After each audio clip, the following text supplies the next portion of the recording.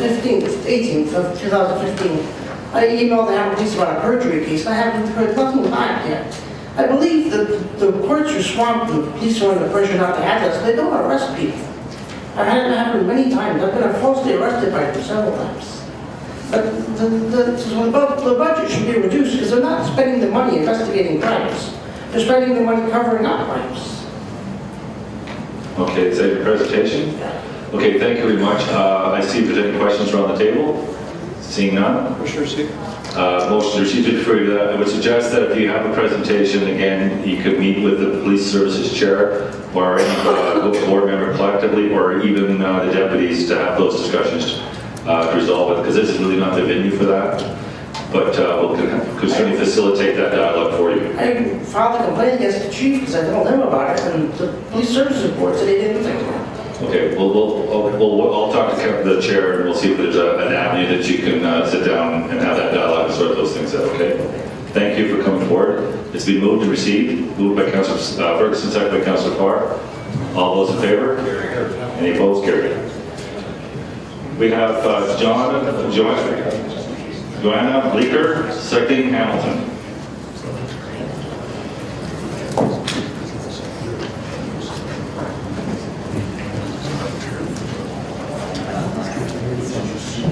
Thank you very much. I'm here representing Cycle Hamilton, a group that aims to serve as a unified voice for cyclists and cycling organizations in the city. So our message is the City of Hamilton needs to take cycling seriously. This growing sentiment has been resonating beyond Hamilton's cycling community lately, as an increasing number of success stories have seen cycling issues move to mainstream discussions both in City Hall and beyond. The enormous success of Hamilton Bike Share and the growing use of the Canada Cycle Track are important to celebrate, but without a culture shift in City Hall that invests properly in the long-term success of this growing mode of transportation, we'll continue to spin our wheels while other modern urban cities move forward. We here at Cycle Hamilton believe our city can make this change. Given the incredible amount of investment going into LRT and urban development meant to attract residents, Hamilton should be making a far greater investment in active transportation modes, especially given the rewards cycling brings in terms of public health and environmental gains such as air quality. The pieces are in place, but the City of Hamilton needs to commit not to token infrastructure investments, but an investment in cycling that is part of a broader vision for a healthy, sustainable, and safe city. Along these lines, we applaud Councillor Green for bringing forward a motion for Vision Zero, an international initiative which aims at zero fatalities or serious injuries in traffic, including cyclists. The City of Hamilton's cycling master plan was approved in 2009, and though we've made some great strides, the annual budget allocated to cycling is inadequate to say the least. The city's Shifting Gears 2009 report suggests cycling investment of $2.5 million annually to complete the full network in 20 years, or $1.25 million each year if system development is focused only on urban infrastructure. The city currently spends approximately $890,000 a year on cycling projects. This number includes the official cycling budget of $300,000 plus costs embedded in specific roadway projects. The city should be following its own recommendations on this plan. One potential way to fund this additional investment is the City of Hamilton's Red Light Camera Program Fund, which is set aside for road safety upgrades. As the Hamilton Spectator recently reported, money from this fund is being used for courthouse renovations. While renovations may be important, it is completely unacceptable for money allocated to road safety to be stagnating while deaths on a road continue. The Spectator reported that about $2 million of revenue is added to the fund each year. Given that the movement the city is making towards exploring a commitment to Vision Zero, Cycle Hamilton would like to make the following recommendations for considerations in the 2016 budget. Commit to investing $1.25 million each year on cycling as per the city's own recommendations. Make up the difference between the annual amount currently spent on cycling projects, $890,000, and the amount recommended by the city's Shifting Gears 2009 report, $1.25 million, potentially by using money from the Red Light Camera Fund. In the wake of Jay Keddy's death in December, the city has started to move forward to install a cycle track on the Claremont Access. In January, councillors discussed pooling funding to move this project, priority number 23 in the 2009 master plan, forward with urgency. However, city staff responded with a recommendation of plan for 2017. One of the major reasons for this recommendation was a lack of space in the cycling budget to take this project on. Given that we are all on the same page with the need for safe cycling infrastructure to prevent death and injury of those traveling between the upper and lower city, This investment is long overdue. Secondly, we recommend that you hire an additional staff person dedicated to cycling infrastructure. With a staffing and resource shortage at the city, it is understandable that many plans have not moved at all. By hiring an additional staff person, the city could move forward in a more concerted effort to install and develop our cycling infrastructure. This position could be aligned closely with planning around LRT and complete streets in the lower city. Given the incredible investment being in infrastructure planning and changes in the next 10 years, it makes complete sense to budget for an additional person to move the city's plans forward. This person could also ensure that the remainder of the city's planning staff are trained in best practices for cycling infrastructure design and liaise between various city departments, for example, public health and public works, to create opportunities for collaboration on cycling-related projects. We also recommend that, similar to the Cannon cycle track, an external consultant could be hired to plan and design the Claremont cycle track. This could relieve the staffing shortage made by city staffers as a reason the Claremont cycle track is not yet moving forward. If council endorses the Vision Zero motion as brought forward by Councillor Green, Cycle Hamilton also suggests the following. Dedicate the red light reserve to Vision Zero priorities. $2 million will be going into the reserve each year. The city should commit to reviewing the reserve fund each year and identifying Vision Zero priorities that money could be put towards. For example, money could be used this year to accelerate installation of the Claremont cycle track or tackle the redesign of Aberdeen Ave, called for by local community groups and endorsed by council. So, those are our recommendations. Thank you very much. Thank you. So we have questions. I have Councillor Green. Councillor Farr, are you still on? Sure. Councillor Green and Councillor Farr. Thank you very much, Mr. Deputy Mayor, and I appreciate the presentation tonight. I share your views on the red light funding as a way that we can move some of these projects along. You'll probably also note that in my motion, I included Cycle Hamilton in a safety and task. Having said that, are you or one of the members of Cycle Hamilton open to and looking forward to engaging in that process so we can move this stuff along? Yeah, we would absolutely be willing to help however we could. Excellent. I can say that we have been working with staff to move it along, and nothing happens as fast as we'd like it to, but I certainly, with the support of the council, we're moving in the right direction. Thank you. Thank you. Councillor Farr. So what I'm hearing is that, that you, aside from the annual expenditure not being sufficient, the report from the shifting gears from 2007, I think? 2009. 2009. $2 million and 1.25 is something that you would find acceptable, and through you, Chair, you said it's what, 75 or 80 annually right now? What is Right it? now it's 890,000 approximately. That comes from Daryl Bender. Okay. And yeah, the minimum recommended in shifting gears was 1.25 million.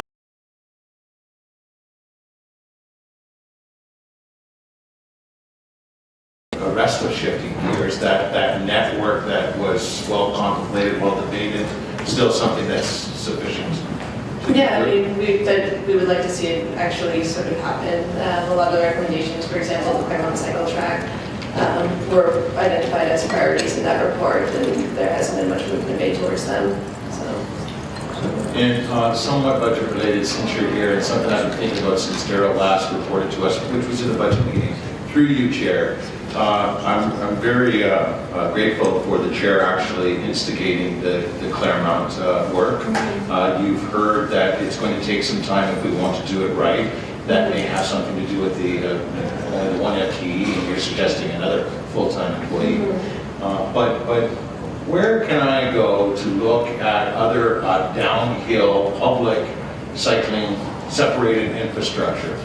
I'm just wondering about how we manage. I know we're long off, but is that something your group has already looked at in terms of the infrastructure to make a downhill, such as with the grade such as the one we're contemplating, safe? Is there somewhere you can direct me to go further into that? I know that Ryan McReel at Raise the Hammer has been doing a lot of sort of investigative sort of research into this and has come up with many sort of possible options for connecting the bottom and top of the Claremont cycle track and for its design as well. So that would be a place I would start. If you see that, then you could look at, probably some greater costs to make it safe. Okay, I really appreciate the presentation, and also at this point, again, thank you, Mr. Chair, for leading the charge. Understanding we have priorities already lined up, but this one's moving into the queue within, I guess, the next 8 to 10 months. Thank you. Thank you. I'm going to ask Councilor Pearson to take the chair. There's a couple clarifications I need. In your presentation, you said that you indicated you get on with complete streets and whatever in the lower city. In your presentation, it was really downtown centric. This is a greater city. We all want the best in regards to quality of life. Was that just a miss, or is there a reason why you didn't talk with the city proper in regards to complete streets? I wouldn't say my presentation was downtown centric. I mean, one big priority for us is the Paramount cycle track, but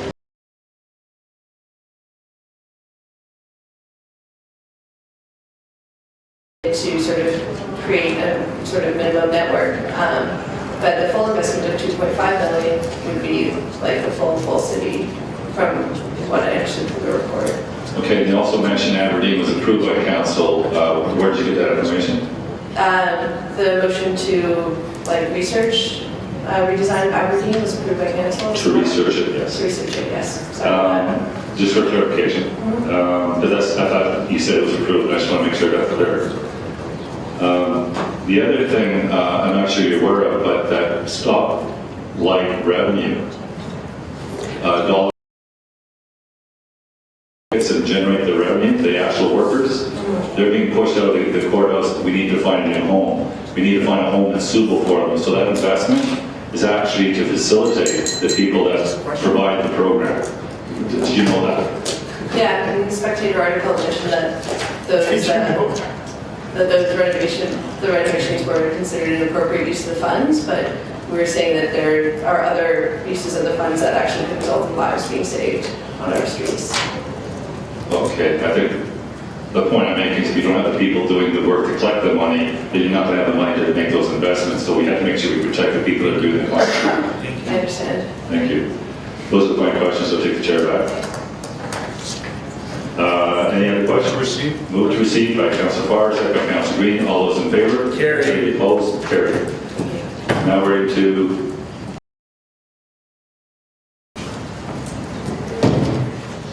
Lindsay Goddard, Transit Funding and Improvements.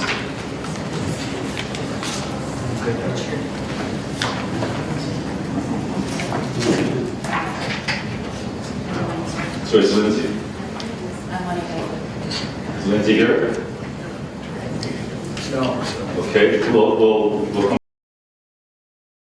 to Richard Gelder. Gelder.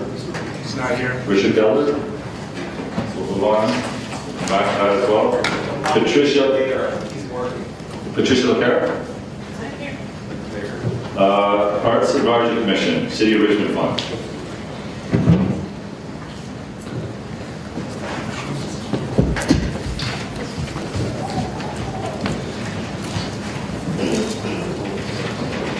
More praise? Don't fall off your chair. Thank you. Well, the New Arts Advisory Commission for this term still awaits to form. As the past chair of the Arts Advisory Commission, I feel it's important to say thank you to all of you, Art Council, City Councillors, for investing in the arts. Your unanimous support for both the New Arts Funding Program as part of the City of Richmond Fund, along with its $5,000 injection in 2015, was tremendous. The increase of monies has enabled the city to more adequately support the funding needs of our growing, successful arts community, but just as important, by supporting the implementation of a new arts funding program process proposed by the Arts Funding Task Force has improved the framework and guidelines so city staff can more effectively and efficiently facilitate the overall arts funding programs. Since I'm currently not an active member of the Arts Advisory Commission at this time, I'm going to take some liberty as the Executive Director of the Hamilton Children's Choir to personally thank the city for its investment of $35,000, and would like to use the Hamilton Children's Choir as an example to demonstrate the decision to further invest in the arts was worthwhile. Since 2006, the Hamilton Children's Choir received $1,649 from the City of Hamilton. And to be honest, it didn't matter how much we asked for or what our grant talked about, the same amount was awarded each year until 2015. The City of Richmond Fund awarded the Hamilton Children's Choir $35,000. And as an organization, not only do we understand this is a big deal, but we feel a huge responsibility to ensure it's worth the future investment going forward. So here is Hamilton Children's report card. Since 2006, we have been providing, and actually over 40 years, been providing life-changing learning experiences through music opportunities. And that contributes to creating a great place for people to live and children to play. We have been a fiscally responsible organization that's grown in budget size from 120,000 to 460,000. We've seen growth in membership from 80 singers to 210 singers, and we see no cap on that growth. We've grown from 2 programs to offering 6 different programs for children and youth. We employ 17 staff, 1 full-time, 2 part-time positions, and 14 contracted conductors and musicians. We're an inclusive community program that has not prevented any child from participating for any reason. We're seen as a worthwhile investment by both private and government funders. Since 2006, we've grown our fund development area from 18,000 to 118,000, and that doesn't include the City Enrichment Fund. It is a go-to organization when high-profile events need a choral performance. It was the Hamilton Children's Choir who performed at the closing that was broadcast around the world, and it wasn't the Toronto Children's Choir. And just last week, the Hamilton Chamber of Commerce announced the Hamilton Children's Choir as a finalist for the Outstanding Business Award in the not-for-profit category. So again, the Hamilton Children's Choir is just one example of the many others within the arts community with a similar report card that are worthy of the city's investment.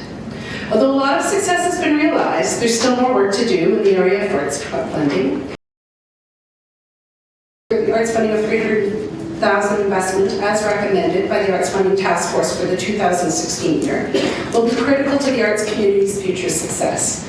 As you recall, the task force recommended an arts funding program with 8 different streams of funding. To date, we've only managed to implement 2 of these art streams, and with the additional $300,000, there will be an additional 2, making it 4 programs in which funding can be received from. This expansion of program funding will offer other key contributors, such as individual artists and creative artists, funding opportunities that make the overall program a more inclusive arts funding program in general. Again, the injection of more money is very important, but also what's important is how we spend the monies. And we strongly encourage the grant subcommittee member to really trust the final arts funding decisions presented this year by John Hertel and the City Enrichment Fund team. These decisions have been made using an adjudication process that involves a panel of subject matter experts. These adjudicators are selected based on recommendations by the artists and arts organizations applying for funding and play a critical role in ensuring both the program eligibility requirements and artistic integrity are met. By respecting the granting decisions presented using this approach, you city councilors are better ensuring the tax.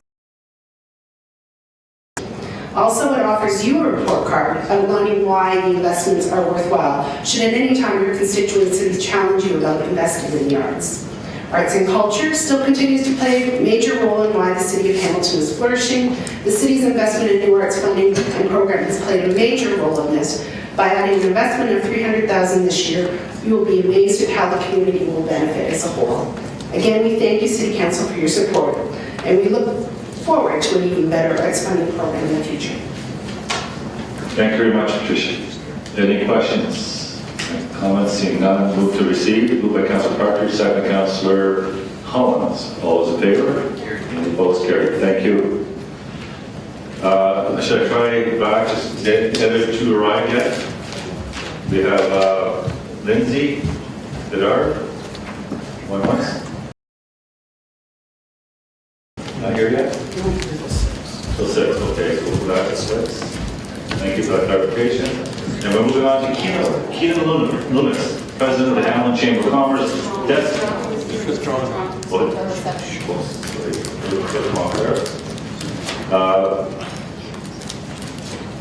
John Nail? Jean Nail? Janine Nail, thank you. HSR request for appointment.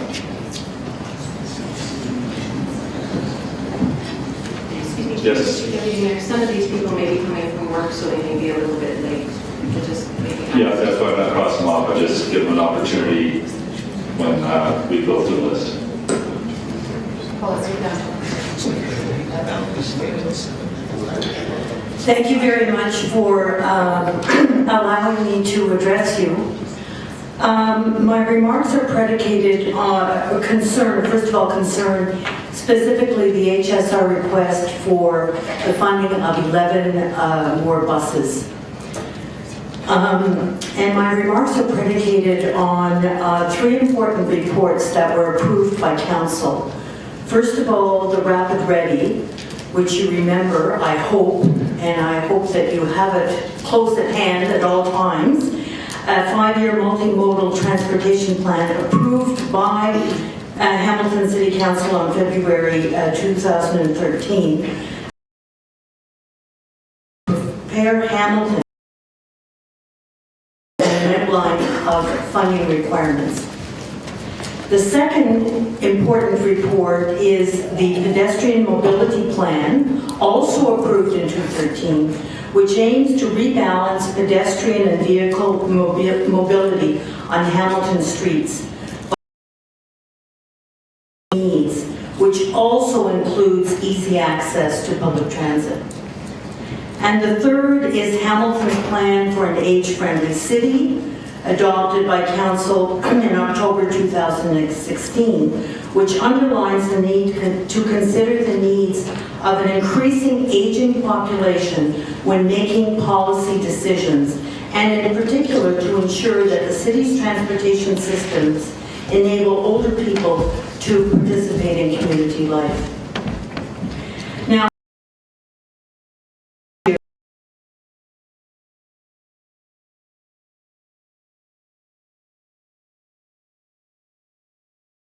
remind you, Police Affairs for Seniors,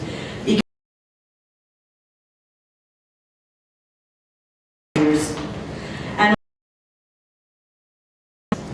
Council approved the purchase of 14 buses out of a total of 25 that are needed to meet the HSR needs at the moment.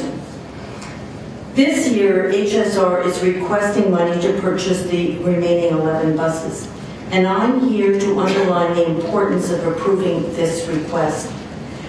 The request is made in context of the 3 reports mentioned above, and the fact that the population has accepted the fare increases, and so this year, Council must commit to purchase the 11 more buses. If these buses are not provided, then Hamilton is stalled in a worsening public transit system that will take even more money in the future to fix. The Council indicated its willingness to commit to improving public transit by approving the 3 above-mentioned reports, and it cannot abandon the request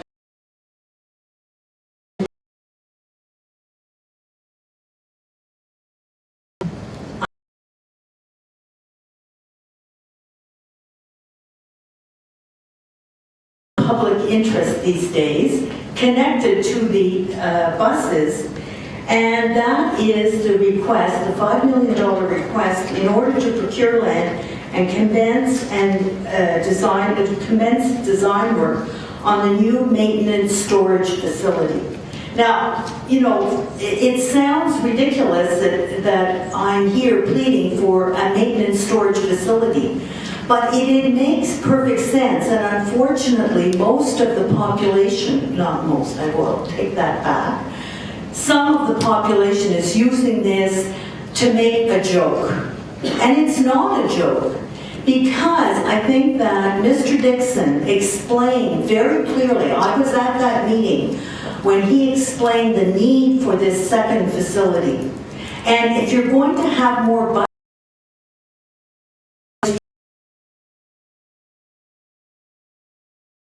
and he explained that the mountain storage facility is almost at its capacity. And so if you're approving more buses, the additional costs related have to be approved.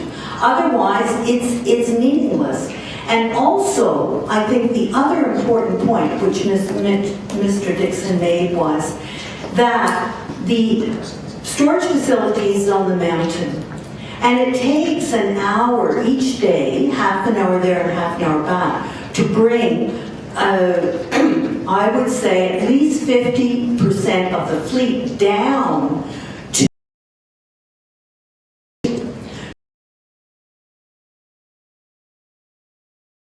lower city. You're going to gain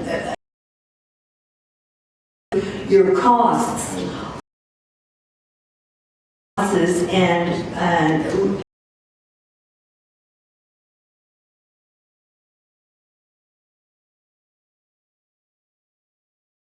goes hand in glove, and I understand that it will be an important decision and a difficult decision for the councillors, because it seems to be the butt of a lot of people's jokes, unfortunately. This may commonly called the maintenance storage facility, commonly called a bus barn. So in conclusion, I'd like to state that I understand the pressures on councillors to fund all requests and the desires of residents not to have their taxes increased. However, councillors must make decisions taking into consideration the broader picture and always striving to increase the well-being of residents. Taking concrete measures to improve public transit when the three plans, Rapid Ready, Pedestrian Mobility, and Hamilton's Plan for an Age-Friendly City, were approved. Continuing to commit to improving public transit will improve the well-being of all its residents now and in the future. Thank you. Thank you, Jean, for your clear and passionate presentation. Thank you, well done. Any questions, members of council? Councillor Jackson. Mr. Mayor, I just want to acknowledge Jean, a very valuable member of our Seniors Advisory Committee, and I believe chairs the Transportation Subcommittee of the Seniors Advisory.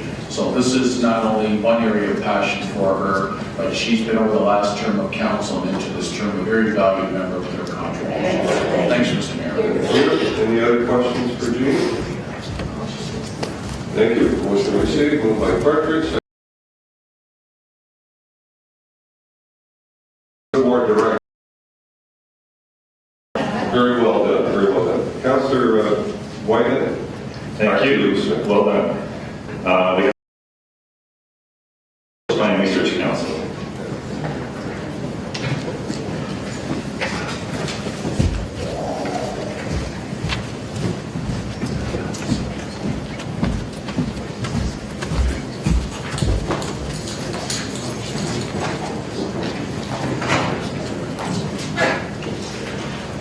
Good afternoon, Councillor Whitehead, members of council. Thanks for this opportunity to address you with respect to city budget deliberations. As I hope you know, the Social Planning and Research Council has as its mission to improve the quality of life for all citizens in this community. But of course, we're particularly concerned with the access to opportunities that those people marginalized, particularly if they're living on low income. So part of what we try to do is pay attention to their experience, their issues,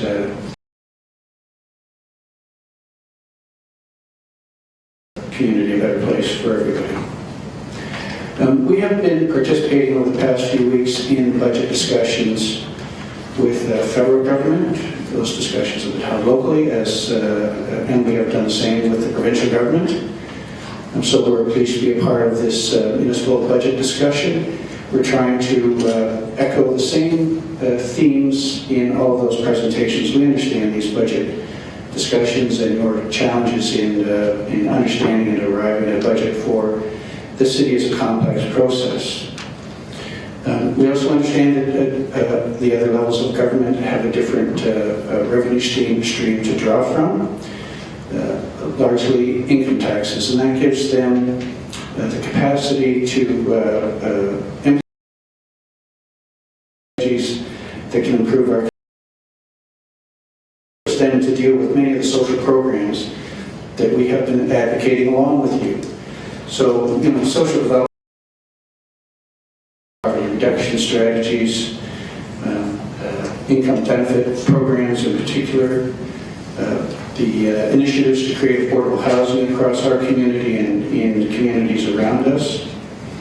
If we want to improve, and we've been recommending to them improvements in childcare, making them more accessible, more affordable, paying attention to living wage issues and concerns, as well as a range of other public health initiatives. And many of those are captured in planning documents, both federal and provincial and municipal, that you would be familiar with. And I think have already been well thought through. There's been a lot of community participation,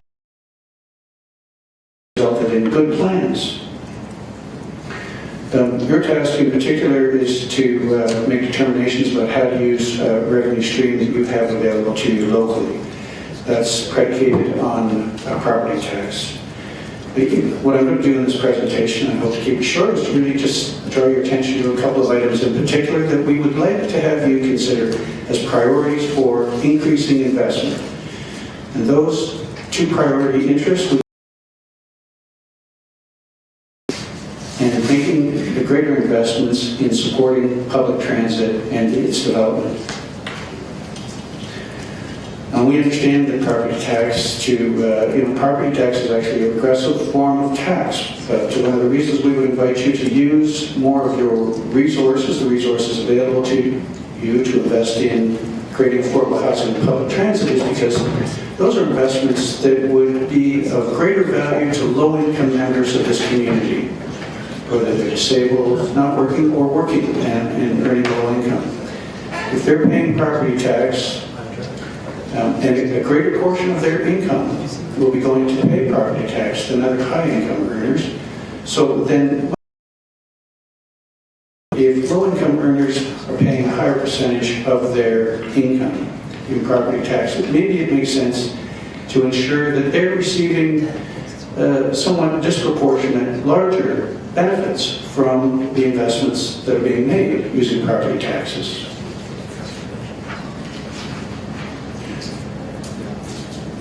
It's difficult for us to say just in detail how much you should invest. I would refer you to your own good plans locally, transit plans, and housing and homelessness action strategy plans that define a range of recommendations and strategies that invite your investment to improve conditions.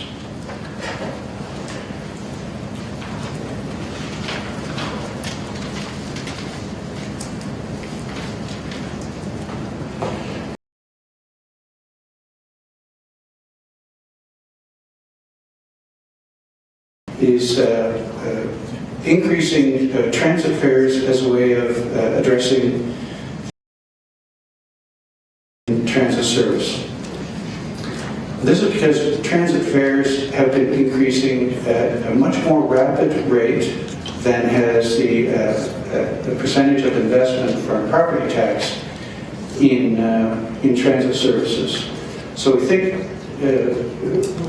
that really the best choice at this point would be to turn to property tax as the best revenue stream as a basis for increased investment in transit. Transit fares are also a very regressive form of financing a public transit system. It's, of course, calls on the users to pay a fee. However, users tend to be, again, low income and really have less available disposable income to cover a rapid and dramatic increase in costs of that kind.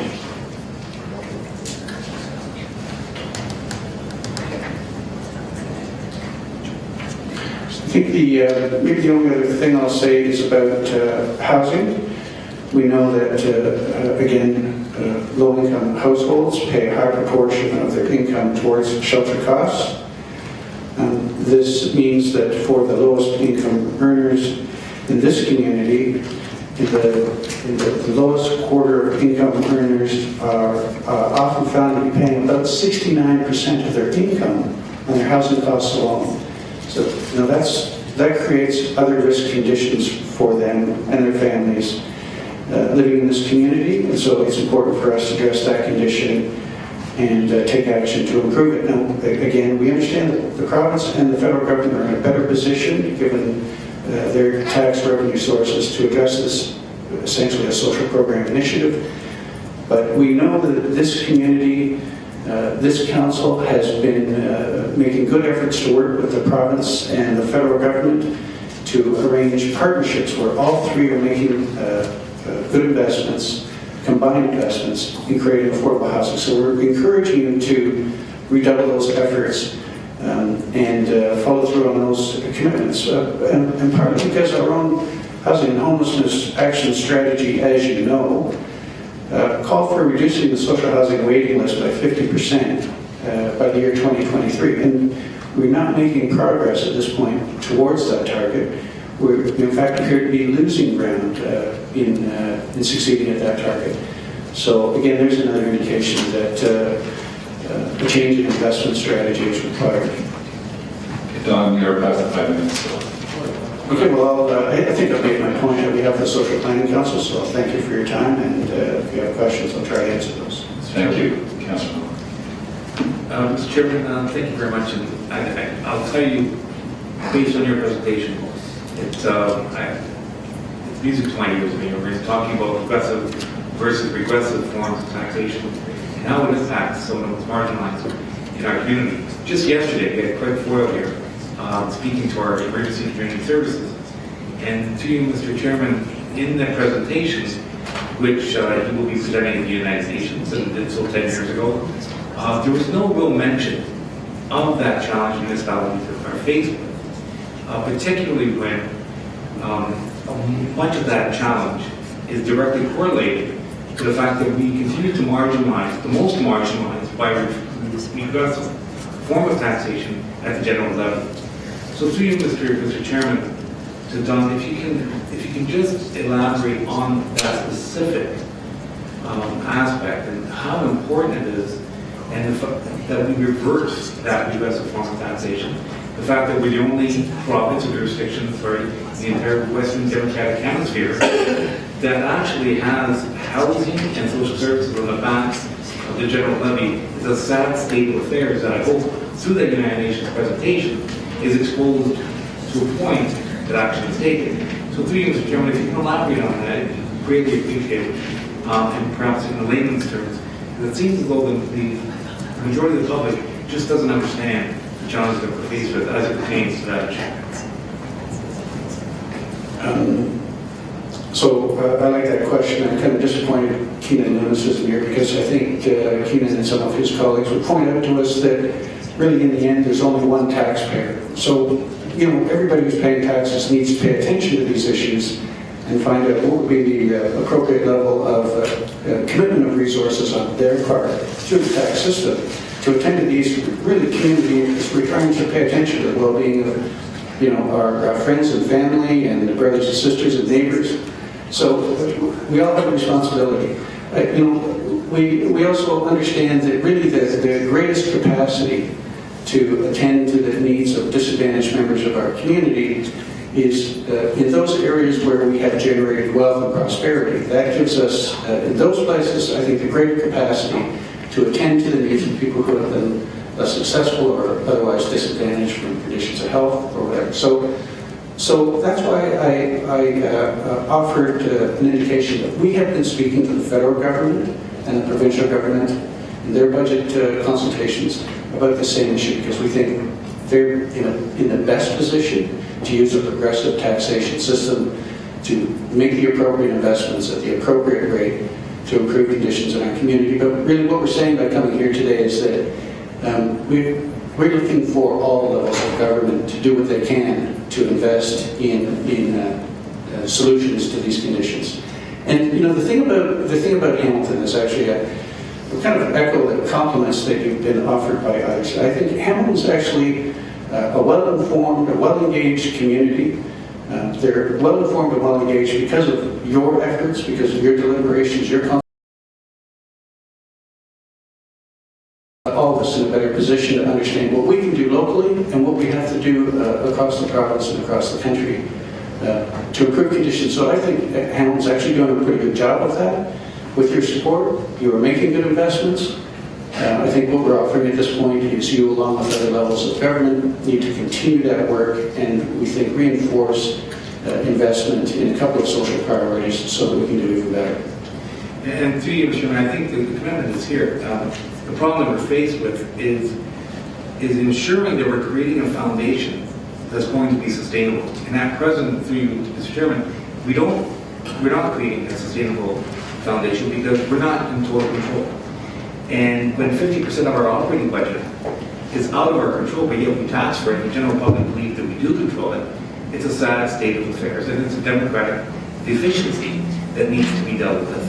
And until people understand that and change occurs at the ballot, at those levels of government, we are very vulnerable and susceptible to budget restraints and challenges, and they're only going to get worse, not better. So through you, Mr. Chairman, at present, you're right, we're making these additional investments that don't belong in the general fund, but we're doing it because it's needed. But we can't do it forever, hence the need for action now rather than later. Because if we wait too long, it might be far too long before we do that. So through you, Mr. Chairman, that's the point that I think needs to be consistently communicated to the federal provincial government, but more importantly, understood by the public. Because as you know, in the world of politics, things don't change until the issue becomes a ballot issue. And it's not at that point yet. So I appreciate your time, Mr. Chairman. Thank you. Councillor Collins. Thanks, Mr. Chairman, and Don, thanks for the presentation. And I know the SPRC has long advocated for affordable housing improvements, transit, and other issues well before it's become the issue that it is today in terms of being at the front of the national discussion in terms of infrastructure upgrades and where we go with the national housing strategy. So I thank you for raising the issue. There is something though in your presentation where it speaks to the waterfront development principles adopted by Council state 25% of the land should be set aside for affordable housing. The city has still not taken action on following through with that. And I wonder where that reference has come from, because I don't recall us ever adopting a percentage in terms of the West Harbor. And although there has been discussion in the community, I don't know if we have a formal policy. Everything else that you have here, some of it has been taken from our strategic plan and our housing and homelessness action plan. But that reference there, is that, where is that from through you, Mr. Chairman? Actually, I might have to look that up because I thought there was a reference to that in the Housing and Homelessness Action Plan, 52 recommendations that were made. I know, too, that there was, even as recently as today, I understand an article in the Hamilton Spectator that talks about actually an intention to have a look at applying that formula to the development of housing down in the Tiffany Park area. I think that I would just encourage you to, as a council, consider doing what you can to support that arrangement. I appreciate that. No, and I appreciate the advocacy and everything else that SPRC and you personally have done in terms of making it an issue, not just in Hamilton, but to our provincial and federal partners as well. Thank you. That's the only question. Thank you. Councillor Jackson and the Mayor. Thanks, Mr. Deputy Mayor. Don, thank you again. Good seeing you and appreciate all you've done in this community as the ED for the SPRC.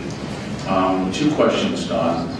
You realize the little bit of the political landmine it is for transit in the suburban communities.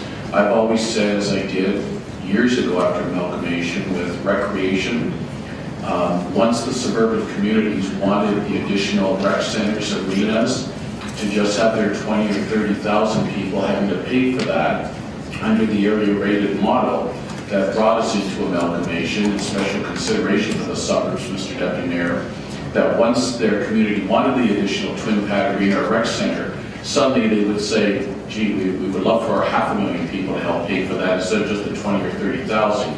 We've got around that. I suspect the same thing will happen with transit eventually as there's more clamoring in the growing suburban communities as families want transit. But in the meantime, Mr. Deputy Mayor, cue to Don, Don, how do we possibly get around that? Because it is a difficult situation to keep a unified voice at this council table overall, helping to move our city forward together as much as possible. Any miracle cures there at all, Mr. Jaffrey, on that one, please? So, thanks, Councillor Jackson. I haven't come up with any miracle cures in the whole time I've been working with the Social Planning Council. But I think the strength in your work is, again, in informing the community about these issues and reinforcing for them some understanding and appreciation of a long-term vision for making this a better community and having everybody play a role in sharing in responsibility for making it a better community. Which means that to some extent we have to set aside our personal interests a little bit. We have to think long-term. We have to work together.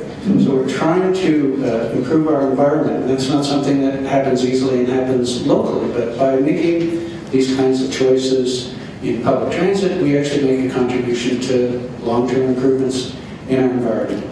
We also increase the capacity of everybody to move around by improving public transit systems. At least in theory, it makes it a little better for all commuters, workers, people who are moving goods, to move those goods easily and more successful, and so contribute to prosperity in our community. If we have a public transit system that works in a well-integrated, seamless way with those other systems. But at this point, we'd say to be successful with that long-term vision, we have to change our investment strategy a little bit, otherwise we won't get there. And we have to understand that we're trying to do this as a community in combination with our personal interests. Appreciate that prudent response, Don. Thank you. Secondly, Mr. Deputy Mayor, you know, Don, a few years ago, in light of possible future fare increases, especially for the working poor and those that are poor in our communities, we want to have accessibility to get from one point to another in our community at as low a price as possible. We set up the Affordable Transit Pass program. I think we put about $500,000 in it. Mr. Deputy Mayor, through to Don Donis, can you give us some ideas to the uptake of it? Are enough of the community players in the community, is the messaging getting out there to those families and individuals that that particular program is available? Through you, Mr. Deputy Mayor. So that's a great question. I have to concede that I was a little surprised by the low rate of uptake, the low rate of participation in that program, because it seemed to me that that was a positive and forward-thinking initiative on the part of the city, and an initiative that would support people who are disadvantaged living on low income. So I like that program. I can honestly say I'm not completely familiar with the analysis of the uptake and response and use of that program, but I think that until we better understand it, I would say that's the kind of initiative we want to carry on with, and it's one that we want to make sure people are aware of. You know, we've also been doing some work around the Canada Learning Bond, with the support of members of your community services and public health departments. The Community Canada Learning Bond is a federal program that makes available up to $2,000 of federal funds invested in accounts for children living in low-income families, an investment of $2,000 towards their post-secondary education. The surprise to us is this program doesn't cost anything. You just have to register. If you qualify to register, and each of your kids will have, by the time they're 15, if they're born in 2004 later, have $2,000 sitting in an account to get them started in post-secondary education. We know that helps them get there. The uptake rate in some neighborhoods in Hamilton amongst the eligible population is 18% of the kids eligible have an account established. You know, we're missing more than 2/3 on a benefit that's available to them at no cost, a benefit that will improve their condition and probably improve everyone's condition in the community in the long haul. It's like the transit support programs.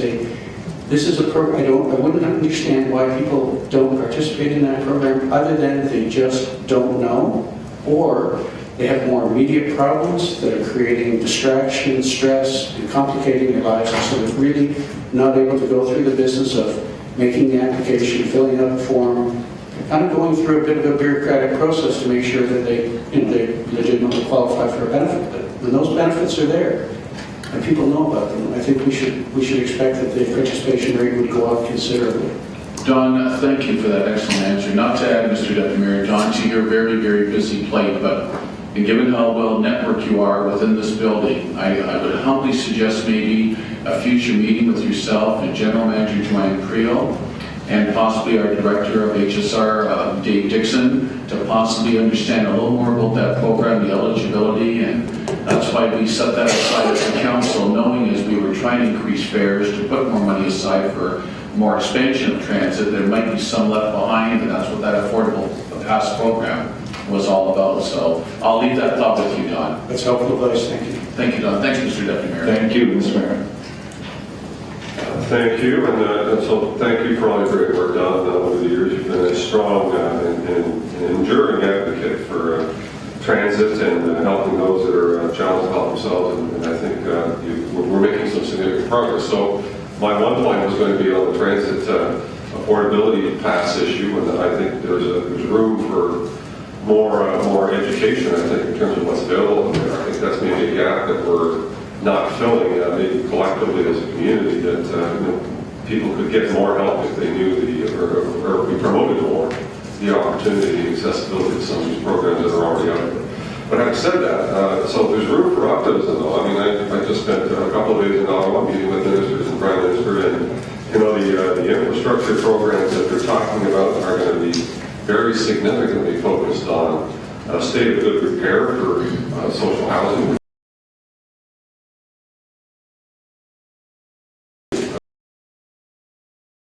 It may not solve the entire problem, but it certainly will help us make some progress. And I think that's in large part due to advocacy from folks like you, leaning on the government saying this is a need that we can no longer afford to ignore.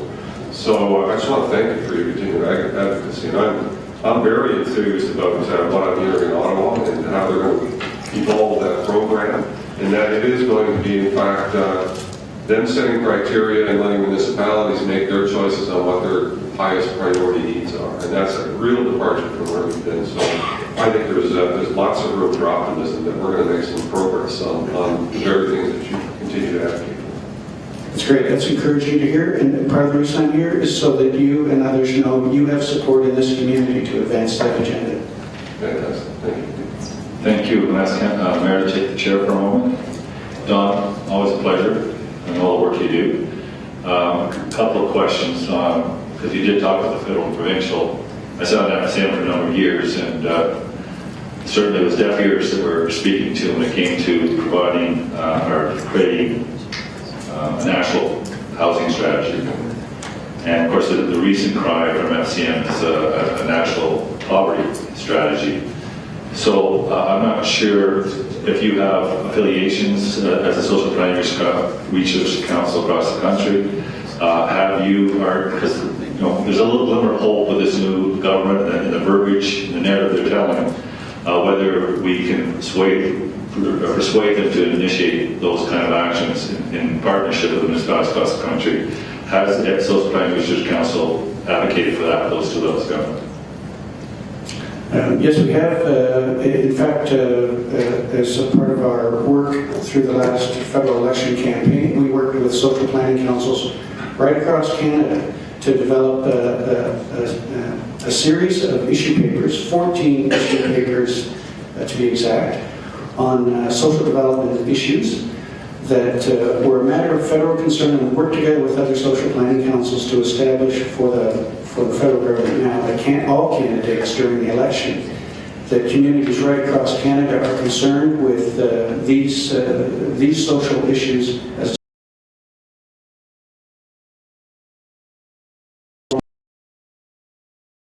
in developing a national poverty strategy. Fantastic. I just want to think for the viewers and for the people in the audience, I think your reach goes well beyond Hamilton when you creating the affiliations, and your voice is heard collectively with the federal and provincial government. So I want to certainly give you the opportunity to talk about that. Locally, on the local scene, we're really pushing to try and get the whole imagery of transit from a social service to actual a transit service. So we're really trying to attract not just people that need to use it, but certainly people that are currently using using it that can certainly may have greater means to utilize it. So we're talking about a really a robust system in the community that get high utilization regardless of your demographic. So when you bring out your scenario on the charges, the rates, my understanding our rate is one of the lowest in Southern Ontario. Are you suggesting that rate is too high at this point, or is your argument that it should be the rate being raised for the purposes of reflecting new investment? Well, I think our investment, our comments would be directed to, a vision for improving transit service, both quality, frequency, its reach through the community, and that we work towards, a long-term goal for improvement over many years, and at a lower cost. So our comparator, if we compare ourselves to other communities in Southern Ontario, maybe our fares look affordable. If we compare ourselves to other international cities, our costs locally for public transit don't compare favorably. So, so what we do is we have a look at, well, what might be possible if we were going to improve the system and improve its affordability for the user population. We think there are better models out there. And actually, I can't pretend to compete with the knowledge and expertise of your planners and your staff. So I think that those comparators are known to your team. Again, all I would suggest is that council might direct them to work towards a higher standard of performance and more affordable cost to users. Okay, so I think what I heard, though, your issue is more about using the fare box to justify increases for investment that's not being made. I think that's what I heard in your presentation, is that right? Our recommendation would be don't demand more at the fare box point in the system.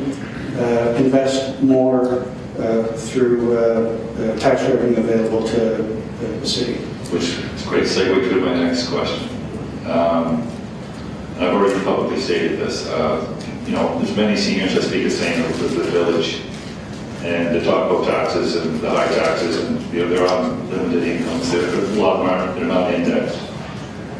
And when you ask them about education tax, and they pay it, they have no issue with it. They understand the role that taxation is contributing to a better community, better country, etc. I see transit in the same way. So when I look at the lower city, at some point there's a higher, even today, there's a greater frequency and greater number of buses that are available, a better system overall in the lower city than Mountain, but we pay the same level of taxes for the service. So, and I'm not complaining, by the way, because eventually it'll time. Is there a question? Well, I'm getting to the question. You need to understand the matrix before you can ask a question. So, in that context, it's not about whether you have the service today, it's about whether you're investing in for tomorrow. So do you agree with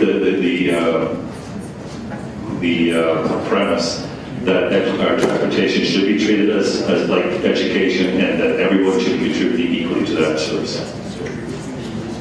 Well, I would most like to see people who can best afford it to supporting public goods, rather than leave the burden to people who can least afford it. So I think that that's always a condition we have to pay attention to.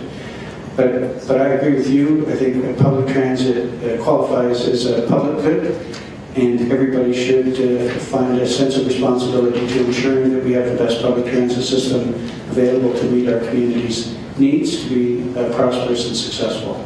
Appreciate that. I know you agree. Thank you. Okay, thank you. Any other questions?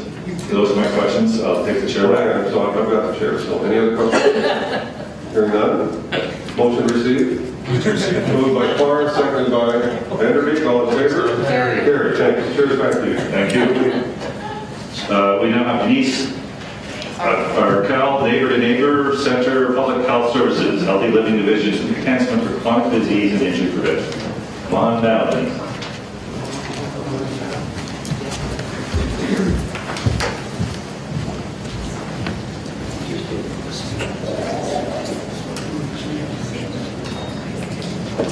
Good afternoon, and thank you so much for the opportunity to speak to you again about our Hamilton Community Food Center. For 30 years, Neighbor to Neighbor has been meeting the issue of food insecurity head-on. What started as a small food bank has evolved into an indispensable part of Hamilton's social fabric. For the last 2 decades, Neighbor to Neighbor has been working in a leadership role on citywide food and poverty prevention measures. Among many examples, we hosted the Hamilton Food Forum, which brought citizens, organizations, and city officials together to discuss the tough questions around food issues. We currently manage the Hamilton Community Garden Network. We also partnered with both Boards of Education, Taste Buds, and Public Health on the Edible Education Program and Guide, a resource now accessible to every teacher in the city that connects children with learning opportunities around healthy, locally produced food. Our work in these areas was the deciding factor in the decision by Community Food Centers Canada to award Neighbor to Neighbor as a partner in the National Community Food Center model. CFCC is giving the Hamilton community an investment of over $1 million over a 5-year period to build and implement programs for the Community Food Center under the leadership of Neighbor to Neighbor Center. National endorsement and leadership also comes with a national voice that will work to create federal and provincial policy around food. So what's the difference between a community food center and a food bank? We get often asked that question. Imagine a hospital. The emergency food department in a hospital is similar to a food bank. A food bank gives emergency food supplies to people who are in crisis. A community food center goes beyond the emergency room care to offer a host of other services. A community food center engages people from low-income communities in order to build health, hope, skills, and community. CFCs are resourced to ensure consistency of service and quality of food. Our new facility will have a community kitchen that will serve meals and also act as a resource to teach community members about healthy meal preparation.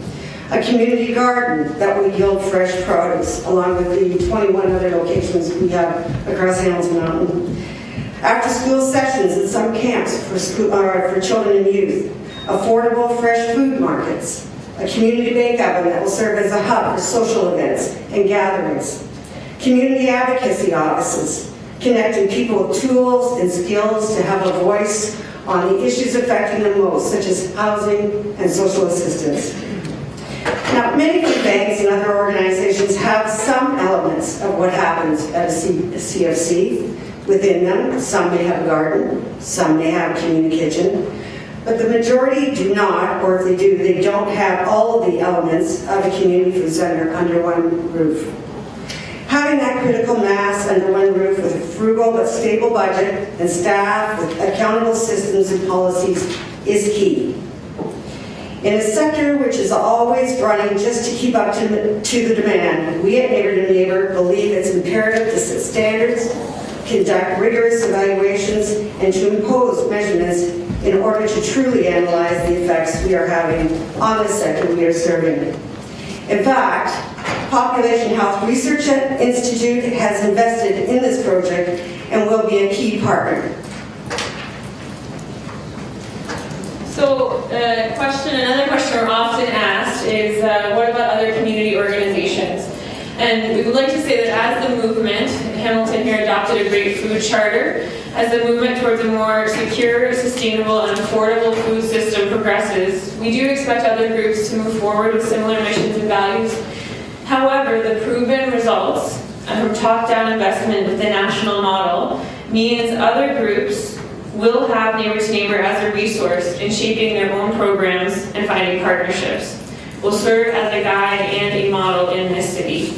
In fact, other organizations are already reaching out to us for guidance and developing new initiatives. We're being invited to provincial and national conferences to speak on some of the work that we've done.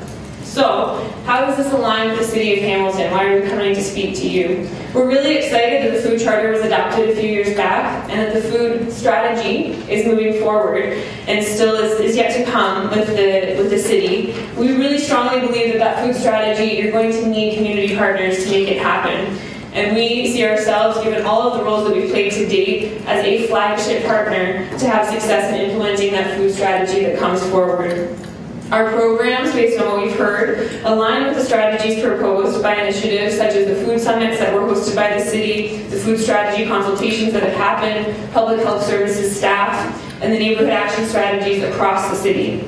The Hamilton CFC will promote healthy eating, nutritious education programs, and support initiatives such as farmers markets. Just a few of the goals that we share with your organization, the City of Hamilton, as outlined through the food charter. So finally, why now? We have the opportunity to continue this important work by leveraging this investment coming from a national organization.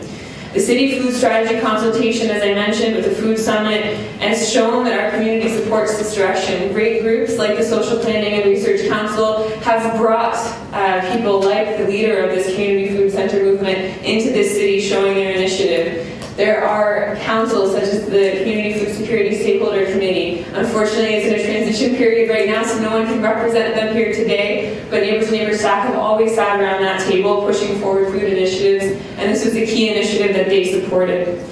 Years of work done in Hamilton show that this is not a whim, but a necessary progression in prevention, quality of life, and resilience programs and services for people living in poverty and for a healthy food system as a whole in this community. And so we leave you with the adamant statement that we think it is time to move this forward, and we really want to be a partner with the city to make this happen. Thank you. I'll be for 5 minutes. So any questions? Councillor Green, Councillor Jackson.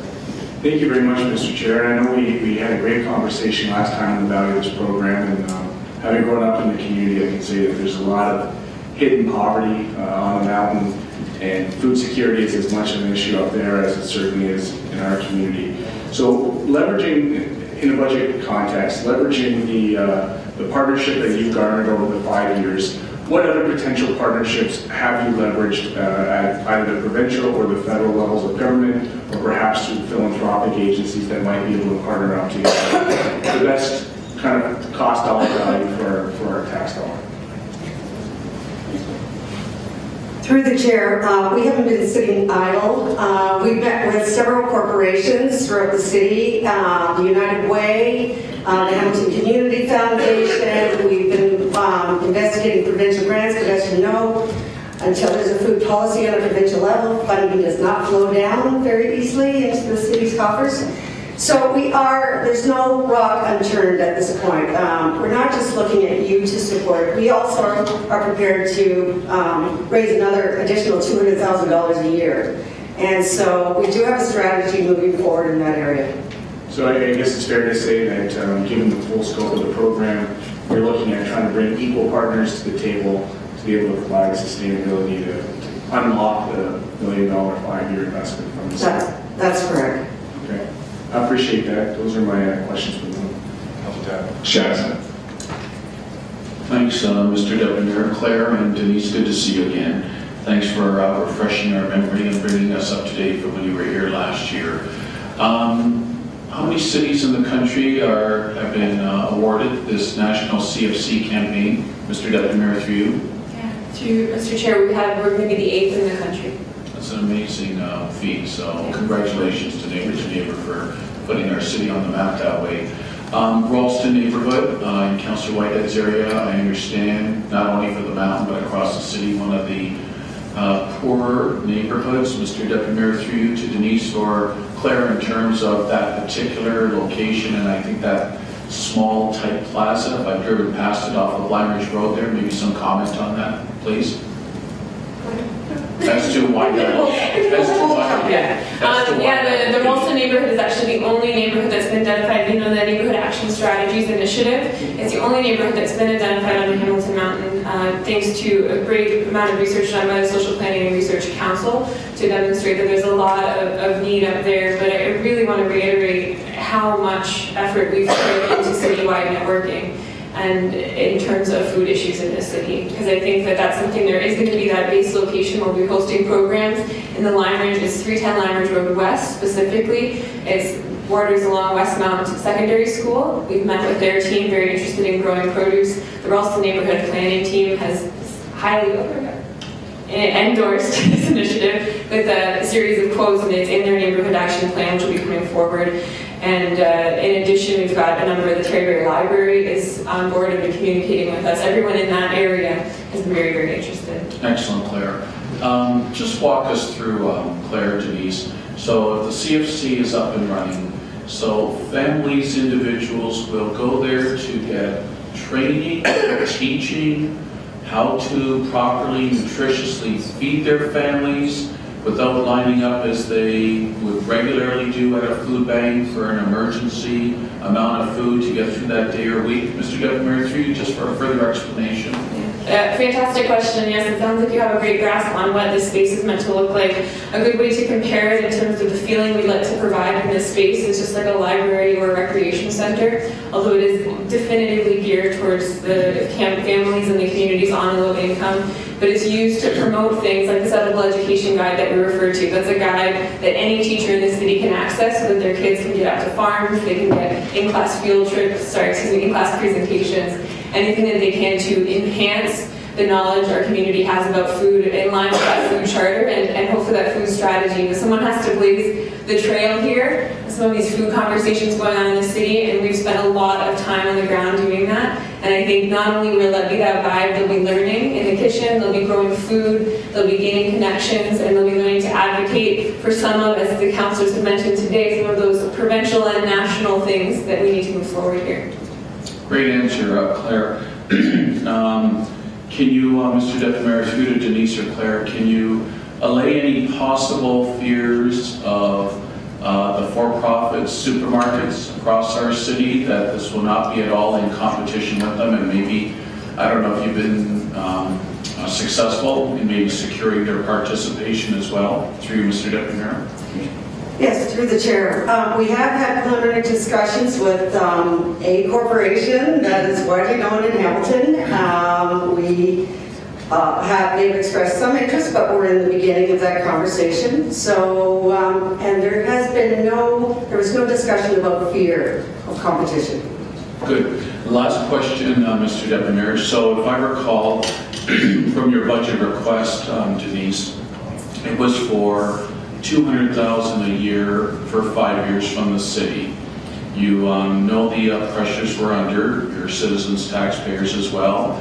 Can I just throw just a thought, with no obligation, if we were to, this Friday when we deal with your referral and all the other enhancements, the other couple of dozen enhancements, if we were to, if council were to approve, let's say, a $200,000 startup for year one, with the caveat that you would report back in a year on outcomes of this unprecedented, if you will, CFC, up and running, implemented, and up and running in our community. Mr. Deputy Mayor, through to Denise or Claire, would you be open-minded to that? Absolutely. Actually, we look forward to it because we do really feel that the outcomes that you will see from the Community Food Center will be worth investing on in the future. Okay, and we'll take that under advisement. Appreciate the open-mindedness, Denise. Thanks, Mr. Deputy Mayor. Thank you. Ask the Mayor to take the chair for a moment. Denise, Claire, it's been a bit of a run. I was so excited to hear about the funding, but not only that, but the work you do in our community and continue to do. I also appreciate the fact that you have this up because they'll be coming forward in the upcoming days to make that's the Ralston Neighborhood Association, the presentation of the plan. And I know that your park, you're one of the stakeholders who contribute to facilitating this business plan for that neighborhood, so I want to thank you for that as well. What you didn't talk about is the scope and the breadth of this program. I wonder if you can just expand on it, because we did talk in the past about it's a pilot, it's an opportunity to proof of what's it called, evidentiary objectives and so forth that have become to understand the benefit of the particular program, but also because of your expertise in delivering it, It's also very transferable at a much lower cost to smaller type models throughout this community. Can you just expand on that? Yeah, so in terms of this kind of follows along with Councillor Jackson's question as well. There's the programming that's going to be happening right on site there. So the potential impact of that we're projecting is multiple thousands of people actually interacting with the site itself. Then we have the community garden network, which we have provided and continue to provide an annual report on to make available to the council, and that's another thousands of people. That's 90 plus gardens we support throughout the city. I don't remember which one, with the exception of one ward. There's impacts in each of the wards with those gardens. The Edible Education Network that I mentioned, we've already had uptake thanks to our relationships with public health and taste buds. There's been, I think, at least 50 plus teachers who have utilized that guide in a pilot year. So operationalizing that, for example, that is teachers from throughout the entire city, again, to reiterate that, and that could be on easily hundreds, if not thousands of students that will have an impact on annually. And then we've also worked really closely, we've gotten a chance to meet with Councillor Collins, and we've gotten to work very closely and been invited to sit on the committee for the Requested Urban Farm, with folks asking us for some guidance and support, and also to be able to make sure that our collaborations move forward. And then some unconventional partnerships as well. So St. Joseph Healthcare has approached us because they want to look at some opportunities to provide their individuals using their mental health services with some stopgap measures to get them connected to gardens, but they need, for example, staff support. They can't just put someone out into a garden without any surrounding supports for that. That's one example. Another is North Hamilton Community Health Center, looking to get diabetes education services more widely spread throughout the community. The list, I can name the list and go on and on, but... I just want to demonstrate, I appreciate that the scope and the breadth of this particular program goes well beyond the Rolston neighborhood in regards to benefits, and I want to highlight that and appreciate it. The other thing that when I started doing some research on, as you know, it's no secret, I understand the need for food banks, but I've never been a fan of food banks. But when this model came in, I said, okay, now you're talking, because it lends itself, not only the stigma is gone, but you're creating a communal neighborhood type atmosphere for people to learn from each other, as well as the professionals within that kitchen, as well as many other health professionals, whether it's social services, public health, St. Joe's. So really, you got a greater level of connectivity for those people in need, which certainly will see better outcomes. Is that describing it pretty accurately? Yeah, I would say it's a very accurate description. The whole idea of the community food center model is that we're dealing with beyond just one issue of food. It's the food system issues. Another stakeholder that we haven't even mentioned is restaurants. So we're collaborating with restaurants, drawing some national attention for some of the work they're doing, and continuing to move some of the efforts I think we've seen made in the city to bring a different food culture available to people of all different income levels. And I appreciate that. And my last comment, Councillor Green and I were part of with the mayor, part of the Hamilton Queen's Park Day, met with the minister, and I actually talked about your program specifically as a pilot in the city of Hamilton. I talked about the purpose of it. I can tell you the minister and the chief of staff took a keen interest. So I want to follow up with you and the chief of staff. I got the chief of staff card. There may be, ministerially, they might have some dollars that can flow for a pilot program outside of the broader policy position that we take advantage of. So I just want to highlight that as well. So those are my comments, and I'll take a share back. Maybe. Okay. Thank you. Any other questions? Any other questions? We proceed. Moved by Councillor Green, second by Councillor Vanderbeek, to receive. All those in favor? Carried. Opposed? Carried. Thank you very much.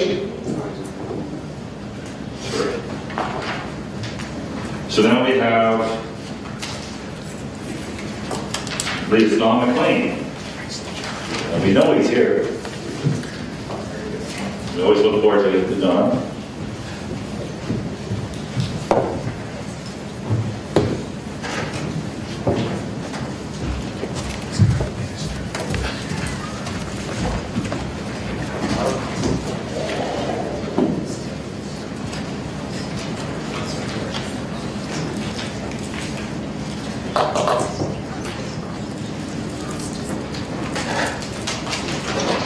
Now, just to remind the audience, if you see councillors going in and out, you should know that the speaker system is on in the lounge, so they are hearing the presentation.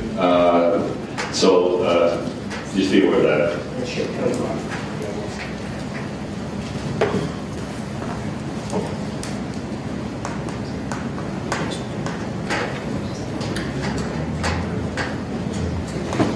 Sorry to hold you up here, Councilor Whitehead.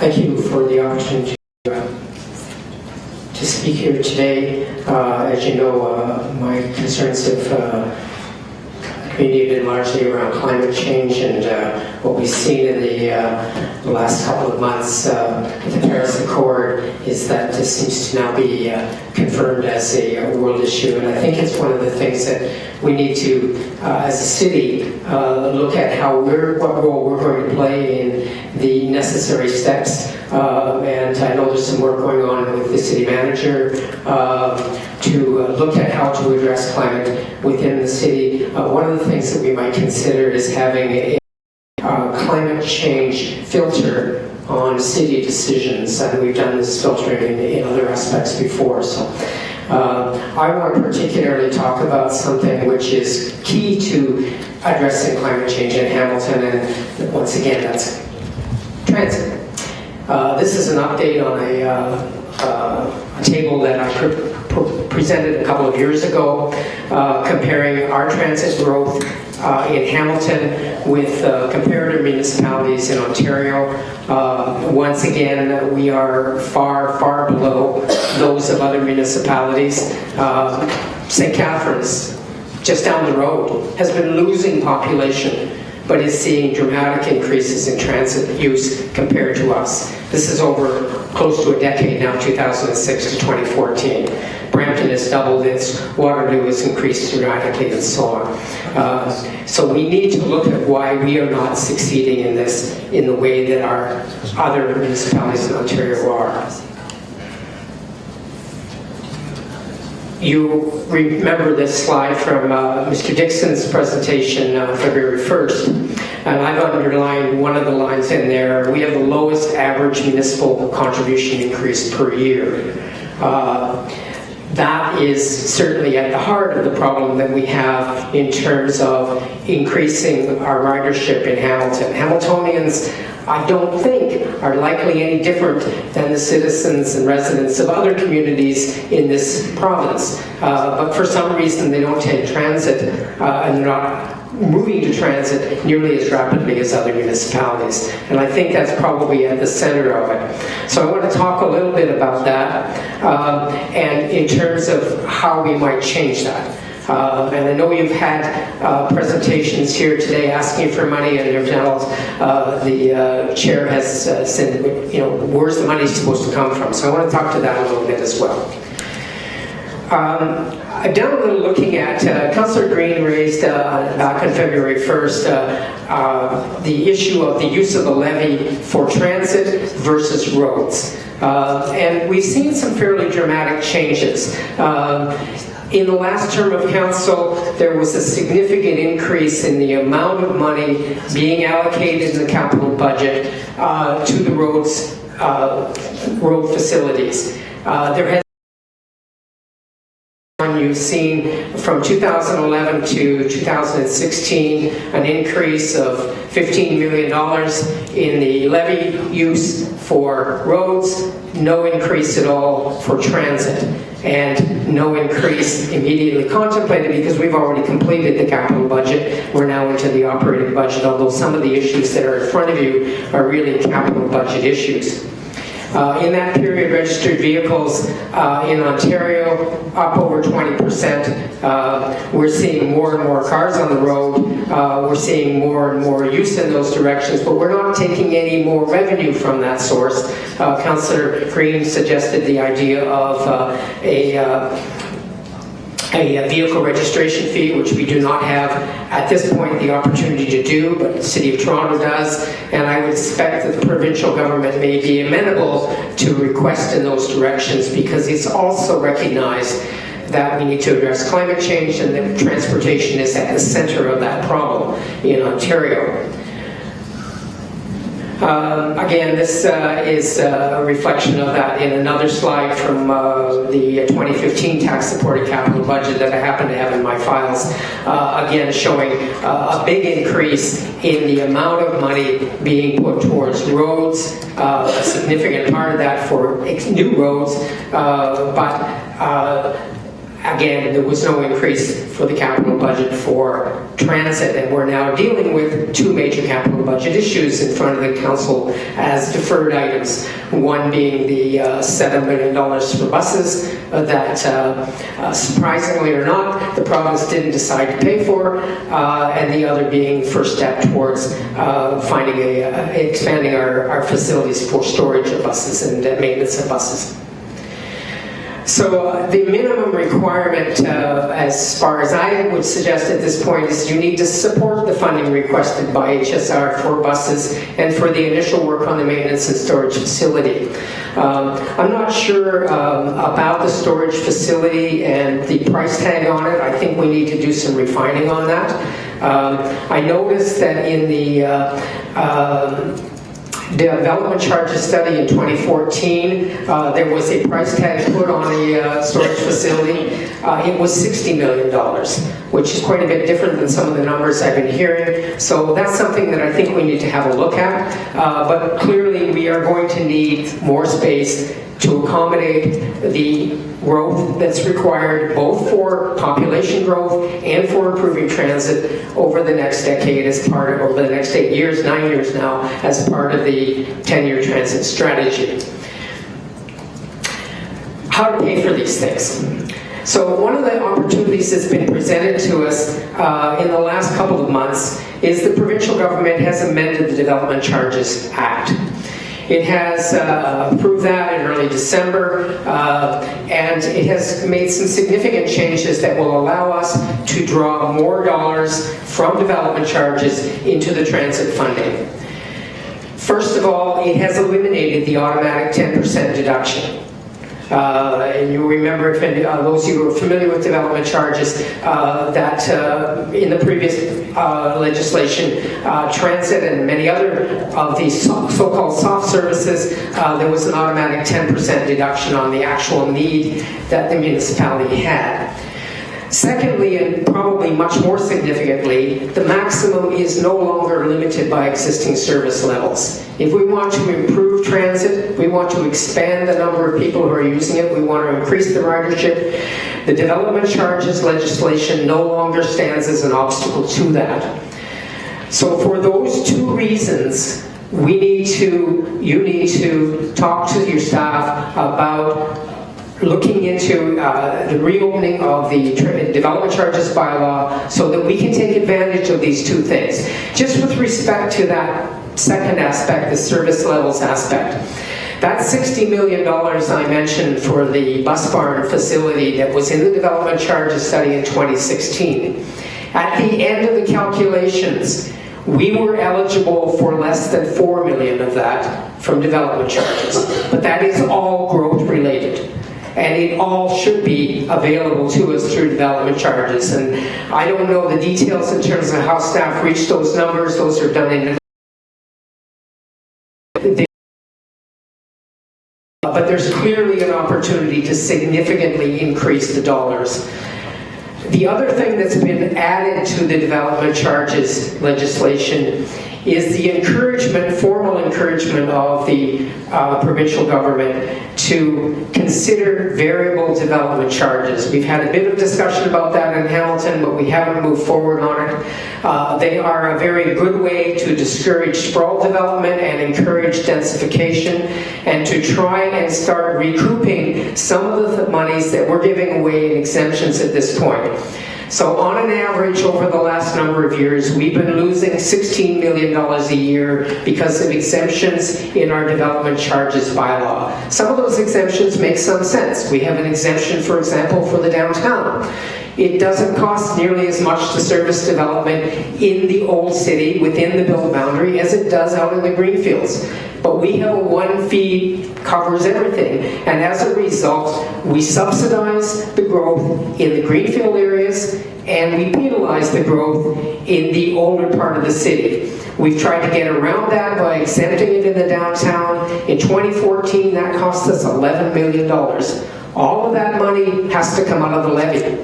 There's no reason why it should. We can deal with that. The opportunities are there. Markham has been doing this for 15 years. Kitchener's doing it. Ottawa's doing it. Other municipalities are looking at it.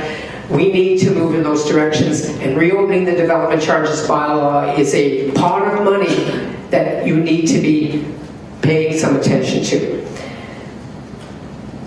There are other dedicated transit funds available, and this one may have a little more difficulty to stomach, but let's look at it carefully. We currently get $32 million a year from the federal government in gas tax revenues. That money was initiated by a previous Liberal government, a long time ago, Paul Martin, and it was initiated specifically to help cities reduce greenhouse gas emissions. In many parts of the country, and there's individual agreements with each province with regards to this fund, no city with transit is allowed to use any of that money for roads. Hamilton uses over 90% of it for roads. I have not been able to find any other city anywhere in Ontario or the rest of the country which is not using federal gas tax funds primarily for transit. But we don't do that. That $32 million a year, if you want to look at the remaining capital needs that Mr. Dixon outlined, would cover all of it. And a little bit left over. And I understand that we're in a situation where there is pressure to fix our roads. It's a legitimate pressure, but other municipalities are solving this problem in other ways than we are. And in this situation, this is one of the reasons why we're not getting anywhere on transit. The third one that we're not, that is a 15-year out-of-date system called area rating. We have been a city for 15 years. We're continuing to ignore that and pretend that we're still 6 different municipalities and we can have 6 different tax systems on the urban areas of those municipalities. We need to fix the area rating system. That would be an additional source of revenue in reasonable ways for the transit system. And it would mean that we would now be able to provide transit to our suburban municipalities that at this point is very difficult to do. We had an example just the last year. Binbrook was receiving taxi cab service, transcab service. And when it came down to what that was going to cost, they got it initially as a give-in, and it was then put on the levy, and the cost was so high that a poll conducted by the councillor in the area said, no, we don't want to pay for it. Why is it so expensive to add a transcab service to Binbrook? Because that ward would have to pay the whole shop.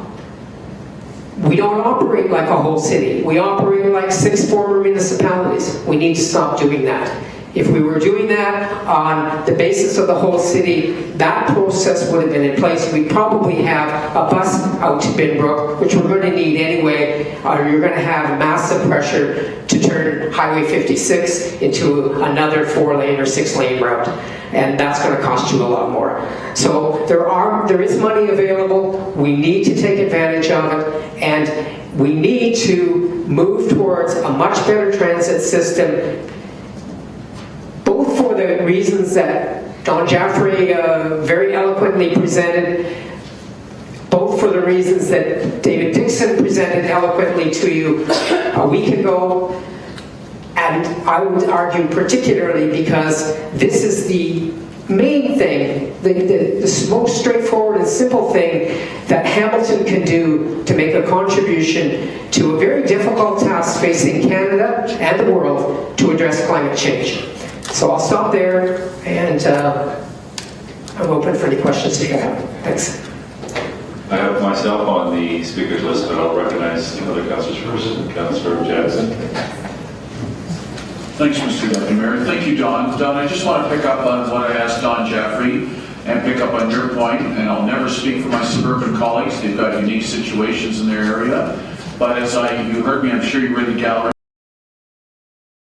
analogy when I knew enough pressures from their community would want to build the extra rec centers and arenas that eventually they'd say, gee, why should 20 or 30,000 people pay for it? All of Hamilton should pay for it, because hopefully all of Hamilton might use it from time to time with their families and kids. So again, to you, Don, in terms of assisting the suburban areas as to why public transit is good for that area as well, how do we message and communicate to get around that very thorny and delicate issue in light of some of the pushback that you've even acknowledged the suburban communities are getting? Through you, Mr. Deputy Mayor, please. Thanks, Councillor Jackson, and I agree with you that we need to address this problem.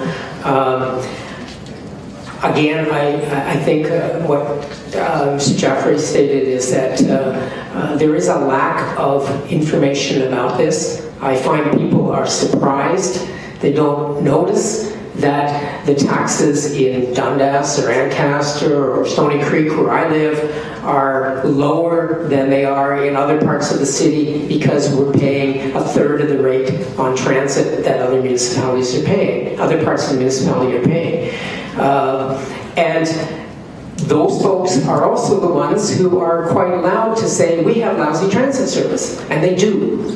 The transit service isn't great. I live in a great spot. I live a block from Hamilton. So I pay Stony Creek taxes, and I get Hamilton service. I'm a few minutes, 3 minutes from the B line. But most people aren't in that situation, and as a result, they're seeing very little service, and they are not aware that they're paying far less in transit taxes. Having a separate transit tax is probably something that is, as far as I've been able to make out, is unique in Ontario within an urban area. There are lots of places that have a separate levy for rural and urban. And we're not about, and maybe we can in the future, but at this point we're not servicing the rural areas with transit. But we are servicing our urban area. We are one urban area. We need to recognize that fact. And I know, Councillor Jackson, you've worked on this and others have worked on it, and I encourage you to do more. Perhaps what we need to do within the publicity with respect to the levy is to point out tax rates in these municipalities are lower, service is also lower. Appreciate the sincerity of your response. Thanks, Don. Thanks, Mr. Deputy Mayor. Thank you. I ask the Mayor to take the chair. Just on the last comment, I could actually give you examples where the service is exactly the same across the street. Scenic Woods, got the exact same transit system as the people on the east side of Scenic Wood. Ward 8 side are paying much higher Scenic Woods, which are paying much less for the same level of service. It's not fair, or it's not equitable on those fronts. So I want to talk about a couple of quick things. One is that I love the updates on the development charges. It's been well overdue in regards to variable development rates and the ability to tap in on growth-related transportation needs. There's another bugaboo that has arose in the last number of weeks, and that's when development community comes in, and I've had a number of these cases down in my ward, and we push them to build higher density because it's an infill, but it's an infill in an area that is much more readily accepted by the community. So they create a higher density. So a home is 5% cap, which is not taking great advantage of our dedication fee. It's not taking great advantage of density. But you get to medium density, They're now hovering between 7 to 11%. So there's almost a de-incentive for developers in the new infills when they're paying more than double on park dedication fees. Have you looked at that at all? I haven't been looking at the how you might address that, but if you can do variable development charges, perhaps you should be exploring whether you can do variable parkland fees as well. But I think you want to do that in a way that advances the planning goals of the city. So we have an LRT coming. We have decided that we want a nodes and corridors approach to density. We want more densification. And we've been encouraging that by exempting development charges in the downtown. So let's draw the map in a way that charges the fees for growth that are commensurate with the area in which that growth is taking place. It may help you as well in regard to situations where perhaps density is being proposed in areas that are poorly serviced by transit, are not really the ideal places for the density to occur. And if you make those kinds of variations in the development charges, I think you've got the major piece. The development charges are costing the developers more than the parkland fees. So I think that's a real lever to work with. It may help you with respect to the other aspect. And I appreciate, so the principle is that we should be providing greater incentives in urban built areas where services are currently existing to build higher densities, especially along corridors, transportation corridors. Do you agree with that? I'm going to take the opposite position. We should be reducing the incentives for sprawl. And that's what we're doing right now. Right now, we are providing sprawl incentives, and we're not. And to get around it, we then provide discounts and exemptions, which come out of our pockets, rather than out of the pockets of that actual growth. Growth should pay for itself. That's a principle everybody seems to agree on, but it doesn't actually happen. And by having a one fee serves all, we don't get a proper return, and as a result we end up making band-aid solutions like exempting the downtown. The same principle can be applied to parkland fees, but we need to keep in mind that for the number of people who are showing up in those areas, that's really what's going to determine the parkland needs, not the particular incentive for the growth to take place there. But get the development charges right, I think you will find that the shift takes place. There is certainly lots of demand to move into the central area. There's lots of growth that we've seen in the downtown, and I think that extra piece will drive a lot more of it in that direction and start reducing the pressure on another huge climate piece, which is we need to keep that farmland. We need food security. We've got California in desperate drought. We've got the dollar just went crazy over the last year, and as a result, people are struggling to buy food. We need the local food production, and we need to ensure that over the long haul, as climate change gets worse, that we've got that local security. Okay, I don't think I heard you disagree to the chair with providing people with incentives instead of disincentives to build higher density within the urban boundary where services exist. It may be a difference of semantics. The incentive should be to charge on the basis of what the growth actually costs in that area. We don't do that at the moment. Fair enough. I absolutely agree. Thank you, Don, as always. I will take the chair back, and I don't see any other questions. Just comment. Thank you. Hi. Just generally speaking, you talked about all the different cities, and we're 5%, some are 20%, some are 100% growth for transit, right? Is that? That's right. Yes. Just trying to get back. Do you think Hamilton is a unique situation because of the escarpment? I mean, there's a natural barrier, and I just know my area.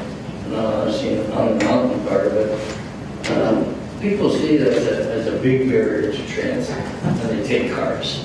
And these other cities don't have that, so could that be part of why we're not advancing as quickly as we would like to compared to other cities?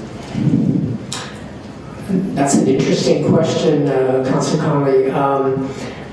I expect that if you had some representatives from these other cities in the room, they would be immediately jumping up and saying, well, we've got this river, or we've got all these bridges, or we've got, we're spread out in strange ways. We're a pretty compact city, so that should benefit us.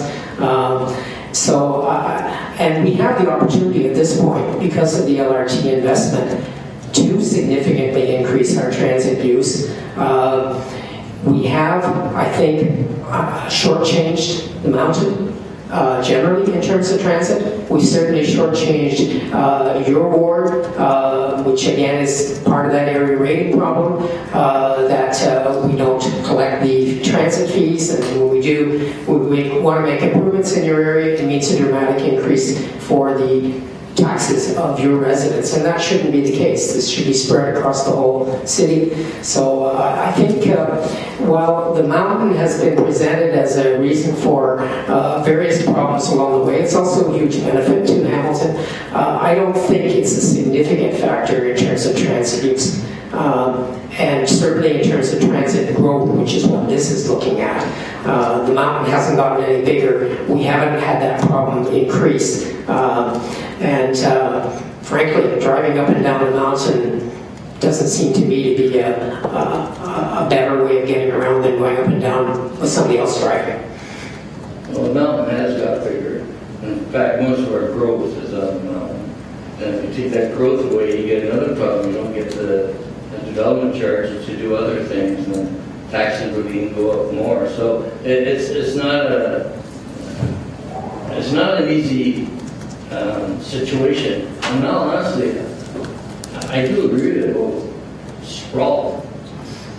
Stop all development in Upstream Creek, what do you have? Stop the sprawl. It won't happen because they need money. So it's a catch-22. I think what the variable development charges does is it starts to charge the actual cost. So yes, we get a fair bit of money in development charges. That money all goes to service growth. And the consultant who does our development charges study is Gary Scanlon, has every time he comes in, he says the existing development charges legislation covers maybe 75% of the cost of growth. So we lose money every time we build, we accommodate growth, and growth is going to happen. We should be doing it in a much more efficient fashion. Where we're really losing money is in the low density occupation of new areas where we have to put in all the new services rather than in the growth in the older part of the city where the roads exist, the pipes exist, the libraries exist, the police service is already there, and so on. So that's the argument for change in development charges. It's being, as I said, endorsed in a number of places. The province has understood that this is a step municipalities need to look seriously at, and has actually written it into the legislation now. So I think you need to look at that. As you do that, I think you'll find that the sprawl that's going on in your ward may be not as driven, and you may see more investment going on in the parts of the city where it's costing us a lot less to accommodate growth. Yeah, and I might be wrong, but I thought when I first came on the council, I asked about is there a net cost to growth in Upper Stony Creek, for instance, and I was told, I thought, that there was a net gain of about $600 per house. And I can't, I'd have to verify that again, but I was pleasantly surprised that it wasn't a cost over and above what the taxes produce and what the costs are and the development charges. But I can't swear to that. That's just what I remember. But thank you very much for your... I'd have to look at what your source is. The sources that I've seen, not here, not just in Hamilton. There was one study done in Flamborough 15 years ago that decided that every house built costs us money. And that's been the conclusion across the province, I think, at this point. So it would be surprising if those numbers if we're coming to those conclusions here. I don't think that's been the conclusion across the province. Yeah, just take a chair, but my understanding, pass the chair on, my understanding is on greenfield development, it doesn't pay for itself. But in, sorry, That's not correct. You didn't chair. Councilor Collins was speaking. Are you finished, Councilor Collins? Okay, thank you. Sorry, was there on speakers? Sorry. Any other speakers on speakers? We didn't have any on speakers. No, you're good. Yeah, that's fine. So you're giving the chair back to me then? Right. Okay, Councilor White. So my understanding that in greenfield development, where you bring roads and services out, that's what the data shows in regards to greater costs and life cycle costs. You don't really recover in actual fact, you're subsidizing that growth. But within areas where the services and roads exist, that's not the same scenario. Is that correct? Well, we clearly have many of those facilities already in place, so we don't have to build new ones. We may have to do some redoing of our sewer lines or water lines, but we have to redo that anyway because people live there. We could, for example, in a very simple format of variable development charges, go on the basis that the province laid out for us back in the Places to Grow in 2005, when it mapped out what it calls the built boundary. So if we had one charge within the built boundary and a different charge outside the built boundary, that were calculated on the basis of what the actual costs were to service new growth, then we would have a simple step that we could take. It may well be that we need to be more complex and that there are other areas that we want to focus attention on and try to encourage by giving them a more accurate picture of their actual growth costs. But at this point, yes, greenfield costs us money and we don't get that back. Appreciate that. I just wanted that clarification. Thank you. Any other comments or speakers, questions? Councilor Collins. I just have a quick question, Don, in terms of your definition of sprawl and intensification and infill development. Last year you presented during the budget process, again, very consistent message, and you categorized at the time the regional shopping center, the big box on Centennial, as sprawl, and the construction of our bridge, I think, was categorized as facilitating sprawl, and that's on Centennial Parkway. I'm surprised if I did that. They don't qualify as sprawl in the sense of moving on to greenfield sites. I had some difficulties with the decision to use that site because it was an industrial site and we were short of industrial land. We've encountered some problems with the location of the Walmart down there because we've now had to redo that bridge and block off part of the lane to provide pedestrian access that wasn't there. I think it might have been the issue of the bridge itself. And so I didn't ask the question at the time. I thought I'd ask it today, but maybe it's something you and I can take off on in terms of speaking about that issue on it. So thank you. Okay, thank you. Any further questions? Donna, thank you very much. Motion to receive the presentation moved by Green, seconded by Partridge. All in favor? Thank you. Councilor White. Thank you. I just want to go back for a moment to make sure Lindsay Bedard, I think there's two that we didn't get in. Wasn't there two? Richard Gelder. Are they here? It's supposed to be here until around 6 p.m. or something. 6 p.m. Okay, that's right. And is Lindsay here? Don't see Lindsay, so we'll move on. So we have Marcia Duncan. Marcia, you here?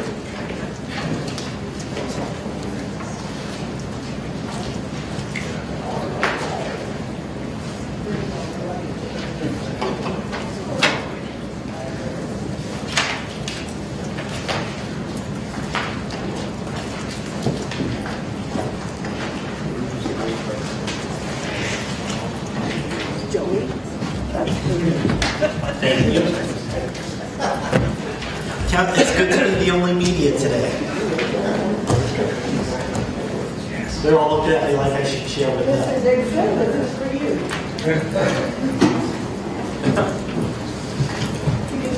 The council's been eating those cookies for a long time, and they're wonderful. It's not about the game bake, it's about the cookies.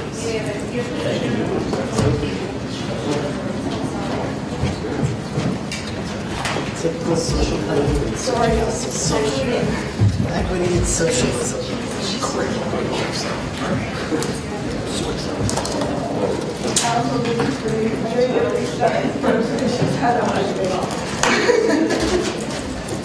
I'm going to borrow your card. Sorry, I'm just moving the furniture. Thank you.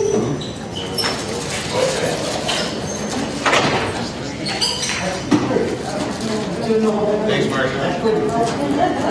Well, it's not quite yet.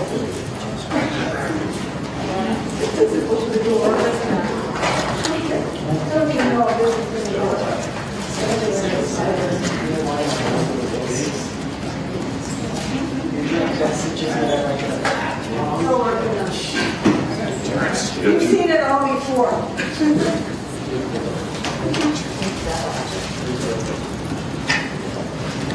Anyways, Mr. Chairman and Mr. Mayor, just come in, everybody, the councilors and friends and staff, thank you for having us all here today to be able to speak with you about various items. And today I'm speaking about transit. I was here last year, and I'm back again because there's still problems with transit. Obviously, there's people here talking with it.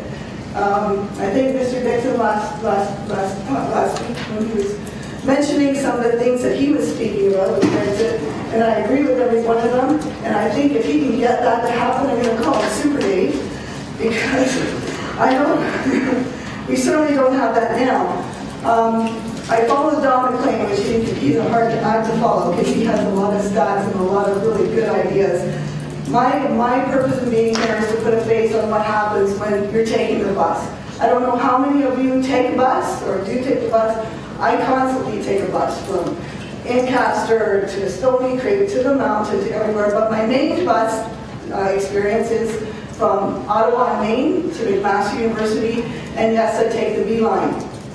And during peak hours, it is very crowded in the morning. My experience is you get on the bus and you meet with a wall of people and you're thinking, okay, how do I get back there? I know there's 5 seats in the back. How do I get back there? And you're trying to get back there and you're trying to move them back, and they're like meerkats going up and down with their cell phones, and they're not going to move back. And so you feel like you're in a mosh pit. Then if you manage to get back there, you know that you're not quite back there. And you get in the center of where the articulated bus is, the thing that moves around, and it's I've got nothing to hang on to. What do I do now? And I think I've mastered the art of surfing without even being on water. So because of the crowds, if there's not enough seats or there's not enough even vertical bars that you can hang on to, you're trying to hang on to the straps or the horizontal bars that are there. And I'm a shrimp, so my feet are flying, and I feel like Tarzan. So it's really important we get those buses. And I'm on a good line. I'm on the east-west corridor, and I know that it's tough on the mountain. I know in Councillor Whitehead's folks up at Mohawk College, it's a tough go. So it's really important that we get these buses. And the other thing that I was going to mention too is we're getting the LRT. We don't have a very good north-south connection in the lower city. We have the Wentwell and the Chicagawa up on the mountain. It's really good. We had Councillor Johnson, you helped with that Wentworth 12, and that's a good bus with Environment Hamilton for Wentworth and Wellington. We need something on Sherman, and we need something on Gage. If we're going to be able to match or meet up with the LRT, we're going to need those buses really, really badly. And we've got the Bernie Morelli Seniors Complex, as well as the new school that are coming in. They're going to need to be able to get to those places on a north-south basis in the lower city. So that's the other thing that I'm going to suggest that is really needed, and if you do it now, then people get used to taking them. And I know that then there's the sports complex for the kids at the old Glass Center. You need that. You need a bus on the gate to do that as well. So I really strongly, like Don McLean and Mr. Jaffrey, they've come up with great arguments why we need these. It's for an inclusive city, but we do need them because people are not going to take transit if it's not comfortable, if it's not a good system. So, anyways, I just want to thank you for having me. Last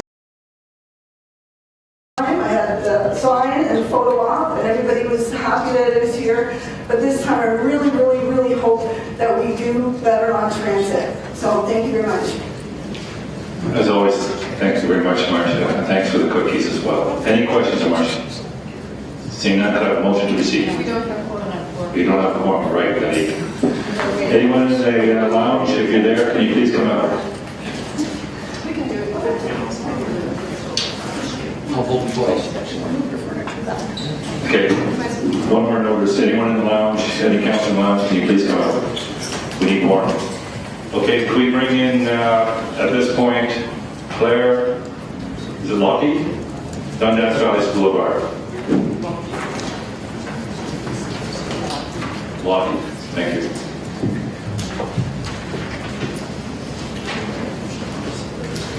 Good afternoon. I'm another one of your speakers today that was here last year, and I would like to report back on what happened as a result of the City Enrichment Fund. The additional money that the school received in 2015 was a fundamental game changer. And I think I speak for the entire cultural sector when I say it gave us the power of yes. We are not alone in the impact of what these funds are doing. And I came here today because I want to say thank you for how you are fundamentally changing the sustainability model for cultural organizations. And I just wanted to quickly say a few of the things that we've been doing with the money and how it is changing DVSA into a much more successful business model. So we finished our last fiscal year with a modest surplus. That's the first time that's happened for a few years. It's allowed the school to increase our postage and printing costs, which has resulted in significant increases in registration figures and income. We've added the school's first ever marketing and communications specialist with the thanks of Trillium, who also kicked in and helped. And as a result, we have just recently been informed that LEARN, the international umbrella organization for registered programs, have awarded the Dundas Valley School of Art the 2016 International Marketing Award for Best Practices. We've rebranded the school, and we've redeveloped our website so that we are now fully AODA compliant, and we have a new social media presence. I can't begin to articulate what a game changer that in itself is. We've replaced data technology, which has created a more secure environment for student, donor, and financial records. And for small organizations where every penny counts, to be able to have a piece of technology fail and replaced in 24 hours is something that makes all the difference in the world in terms of our going forward. We've also replaced equipment and updated resources for students. We've added a series of professional development workshops that are going to allow artists that are transitioning into professionals to work more effectively and more successfully. We've added free artist and curators talks. We've added an international masterclass series with artists that are coming to us from around the world. Our fall fundraiser, which in the past has been what was known as the estate sale, some people said a glorified garage sale, was translated into a brand new event called Little Black Frame that received significant sponsorship and increased our net revenue by 8 times. That would not have been possible had we not had these funds to take a risk, but to also take the planning time that we needed to design an event that would be successful. The estate sale which looked far better on the Dundas Museum in terms of their mandate, and that will now become their new fundraiser. With Dundas Museum and the Carnegie Gallery, we have also worked with Mohawk College and developed Winter Blooms, which was a recent 4-day event that was absolutely free and paired art and artifacts with floral displays. We were celebrating the walkable community that Dundas is. In doing all of this, we've also revised our business plan, and that is allowing us to share our space. One of our recent new additions is Lawson Ministries' Strive program, which includes the Paparella Innovative Art Program. And we've added new art therapy service programs with the Down Syndrome Association of Hamilton, Hamilton Housing, Big Brothers Big Sisters, amongst other partnerships. So grants are up, sponsorships are up, registrations are up, income is up, the deficit is down. We are increasing the number of bursaries that we're in a position to offer. We're increasing our presence at local festivals and events. And as I say, we're finally in a position to not just get to yes, but to take some chances and really test the market that's out there. We're learning where we can grow, and we're learning what our potential runs to. And we are better set to serve the community and to succeed. And again, last year I asked you, could you please take our little school as an example of what cultural organizations are doing in this community and extrapolate? Because our success is everyone's success. And for that and for these additional resources, I simply wanted to say thank you.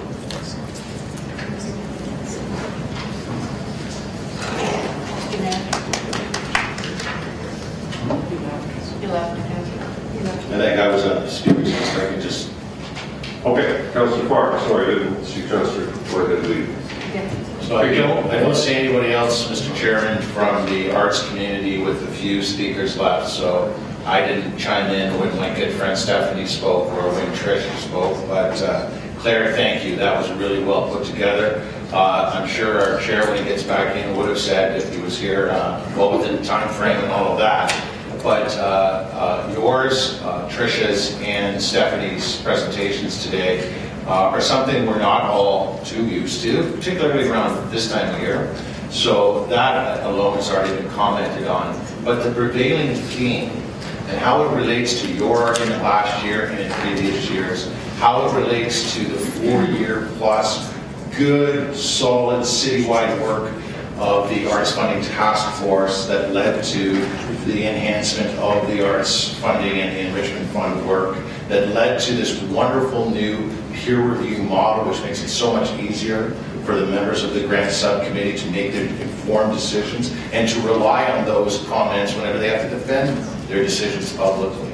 But the prevailing theme where the word was all those years we fought for this enhancement, investment, having come back so soon after we have all agreed unanimously, and I believe in standing recorded fashion, to make that very significant investment at a time, as the mayor's already alluded to today, which was difficult for ours and other communities, and share that it's already paying off and showing substantive facts to the payoff on that investment. In just one little art school in Dundas speaks volumes, because that was almost the only argument for the longest time for the supporters that were there early on with that good Arts Funding Task Force work. So I can't tell you how impressed I am with your delegation and the other two delegations from the arts community.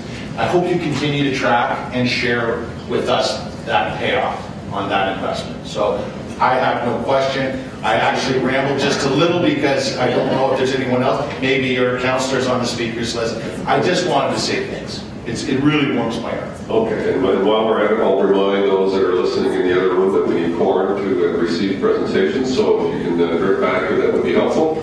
And Councillor Kennedy. Thank you. Through you, Mr. Mayor. I don't have any questions either, and I don't think I can add to anything that Jason said, except to say how proud we are of the work that you do in Dundas, along with all the other groups and organizations. And thank you so much, Claire.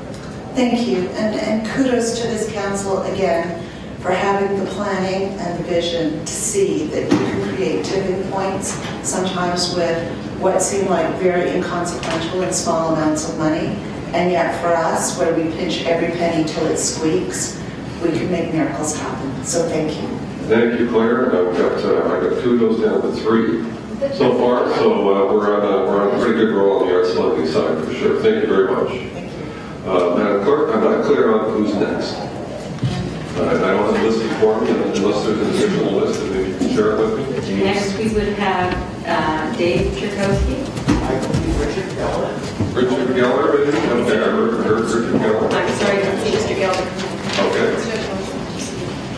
So, motion to receive, thank you. Motion to receive Claire's presentation, moved by Councilor Benedict, second by Councilor Johnson, all in favor? Harry. Richard, welcome. Didn't receive that one? Motion to receive that presentation as well, moved by Connolly, second by Johnson, all in favor? Harry. Richard, welcome. Thank you, Mr. Mayor. You're welcome. Mr. Mayor, members of council, and guests. Thanks for having me tonight. On very short notice, I just walked in the room and I'm like, Mike, this is wonderful. And it's great to be back and to renew old acquaintances. I want to start by saying it was, I think, Oliver Wendell Holmes that said that taxes are the price we pay for civilization. And it was some other random person, I'm not sure the origin of this quote, where it came from, it just sort of came to me earlier today. A developed country is not a place where the poor have cars, but where the rich take public transportation. Once again, I come to you from the suburbs.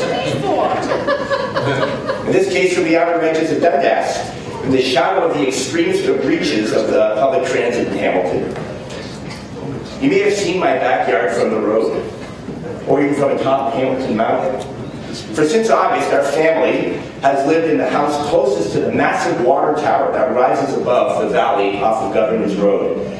Indeed, the tower is literally in our backyard, and there's no house closer. It's a real source of pride in our family. I come from the land of cul-de-sacs and SUVs and a tax bill that is different from many others in this city. No, I don't wish to plead before you that my taxes are too high, although they probably are. But because I come from a place where, in spite of my easy access to public transit, my tax bill remains area rated.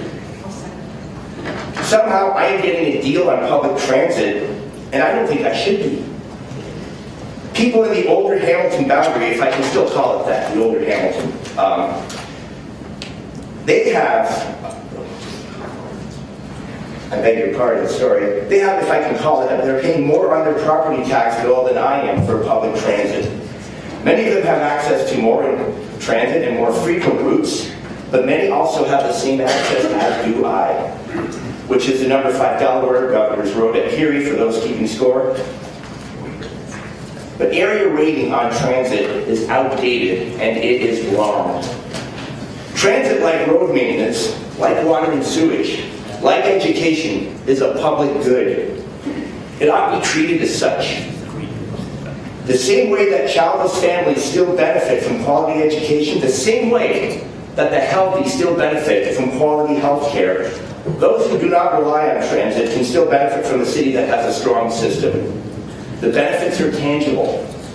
They come in the form of cleaner air, less congested streets, fewer traffic fatalities. In short, strong public transit makes our city and our streets more livable and more walkable. Public transit should not only be funded equally, but equitably. And I say this unequivocally as someone whose property tax bill stands to increase as a function of the ending of area rating. But the issue isn't only fairness, but the ability of public transit to be funded properly without an inordinate increase in the fares that would serve only as a disproportionate burden on the vulnerable. We have heard already, and you will continue to hear, that public transit faces challenges here in Hamilton. There are 11 to 14 buses that are not currently being funded. There is a need for bus storage that isn't in the outer peripheries of the region that costs the city millions of dollars per year. There is an aging fleet that will need replacing. And there is pending light rail transit, which thankfully is being funded out of provincial coffers. My friends on council, I count myself as very fortunate for many reasons you don't need to hear about. And the fact is, if public transit were to disappear overnight, it would have little impact on me and my family. I would simply drive the family car more and contribute to the congestion, poor air quality, and climate change. Actually, I would probably just ride my bicycle. But many in Hamilton do not have the same good fortune and options that I have for getting me and my family around. For them, it is quality, affordable, and reliable public transit, or it is nothing. As a progressive city, I think we should be looking out for one another. As such, I metaphorically get my checkbook out and I say to you, please end area rating for transit on property tax bills. As someone who stands to end up paying more, I pledge my enthusiastic and vocal support. Because, members of council, hashtag or not, transit matters. And thank you for your time.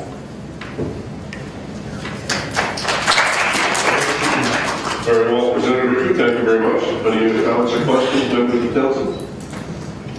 There are none. Mr. Chair. Councillor White. Well, I just want to thank you. It's really refreshing to see someone from the suburbs understanding the importance of all of us making an investment in a transit system. And it's refreshing, not just here for people in this community, in the old city, but to hear representatives like yourself coming from outside the community saying and understanding its importance. I agree wholeheartedly, and that's why I felt very strongly about being here this evening. Glad you made it. Thank you again for your presentation. Moved by Councillor Connolly, second by Councillor Vanderbeek. Your presentation, all in favor? Carried. Thank you, Richard. Thank you. Lindsay Godard, I believe, or I hope is here. She was called earlier. I was just filling in the blank there in terms of making sure she's not being missed. Don't see her here. Madam Clerk, who's the next speaker?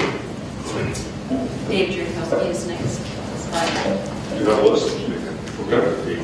So last one. Yeah, thank you everyone for allowing me to speak today. And I want to speak on transit, and in particular... Cherkowski, sorry. Cherkowski, Chippy. I knew your first name. So we call me Dave for dinner. All right, Chevy.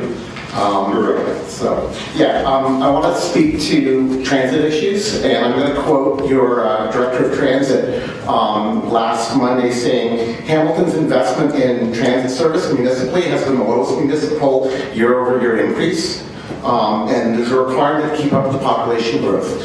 You take federal money and you spend some of it on transit. Don said not as much as most other people. You take provincial money, but I think last year's budget proved how little and how much of a fight it is to get municipal money, and one of those areas is the area rating issue. Just before I get into that, I want to outline the 4 demands that a lot of us got together last week to. We support a second maintenance facility, particularly in the downtown area, and your transit director stated about how many millions of dollars every year.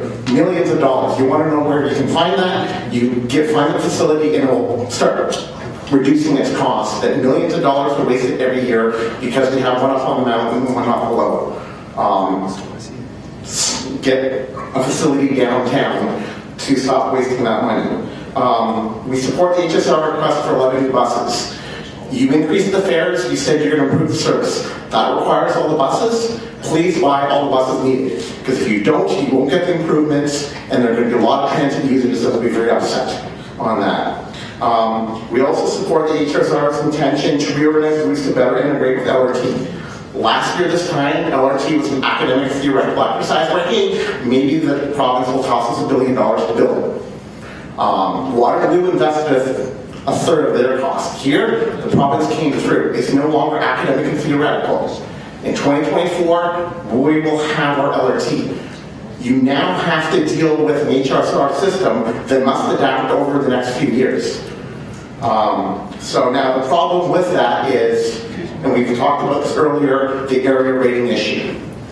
I'm coming here today because 5 years ago, I was sitting up there and I watched you guys deal with the first half of that issue.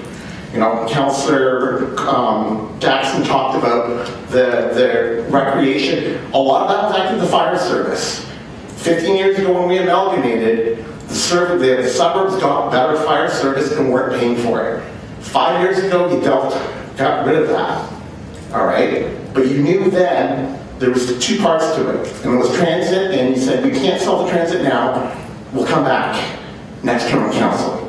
Last year, you didn't pick that up. I know Councilor Marula, you were kind of looking for that. I didn't see anything from that. And what we're actually asking is, we see a very urgent need for there to be a staff report on the area rating of the buses. All right, to deal with this, because you need to start planning now. And your director of transit can't do anything if he doesn't know what it's going to be like in 5 years. And so, for area rating of transit, get a staff report. There is a solution. From the other one, and Don talked about this, in the urban areas where they get the service, they should be paying for it. I'm going to quote a Catch article from last year. The old city, on an average of a $275,000 house, the old city pays $244 per bill. In Ancaster, $68. In Dundas, $58. In Stony Creek, $71. In Waterdale, $39. In Mount Hope, $38. All right, there are the numbers. All right, where, and Don's right, the service out there it's a chicken and egg thing. How can you create a new service if you don't have the money? Want to know where the money is? Fix the area rating issue. I know it's complicated. I don't expect you to fix it this year. I don't probably expect it to fix it next year. So when you fix it the first time, you went, hey, we can't do this. No, all the suburbs had to pay more for 4 years. All right, the LRT's coming in. You don't have to fix the whole thing now, but you need the policy so your director of transit can start making the changes. There was a wonderful article on Raise the Hammer by one of the transportation students up at Mohawk going, hey, with the LRT, here's what the system could look like. Going out into all those urban areas around the old city. But you can't do that if you still have the area rating. So I like to sit here and go talk about transit limit. I'd like to talk about affordable transit pass. The issue there is it's only for workers. And when I was working for SPRC last year, unfortunately, I didn't get the pass. That was the problem of that one. Councilor Marula, last year, or 2 years ago, with the previous director of transit, you actually looked at what would happen if you put the whole cost on the levy, instead of giving that 45% cost recovery. There are cost issues here in Hamilton, I know that. But you have a 20th century policy for pre-amalgamation. Area rating that 15 years later still holding on. Transit's not about the past, it's not even about the present. You need to build for the future. Deal with the problem and give your director of transit the tools he needs to build a transit system for Hamilton for the third millennium. Thank you. Thank you, Dave. Very well done. Passionate presentation for sure, and consistent. So thank you for that. Any comments or questions of Dave? Councilor Partridge. No questions? Motion to receive by Councilor Partridge, second by Councilor Ferguson. All in favor? Carried. Thank you, Dave. And the last list we have as an additional requested speaker is Alan Bureau. Is Alan here? Alan is here. Welcome, Alan.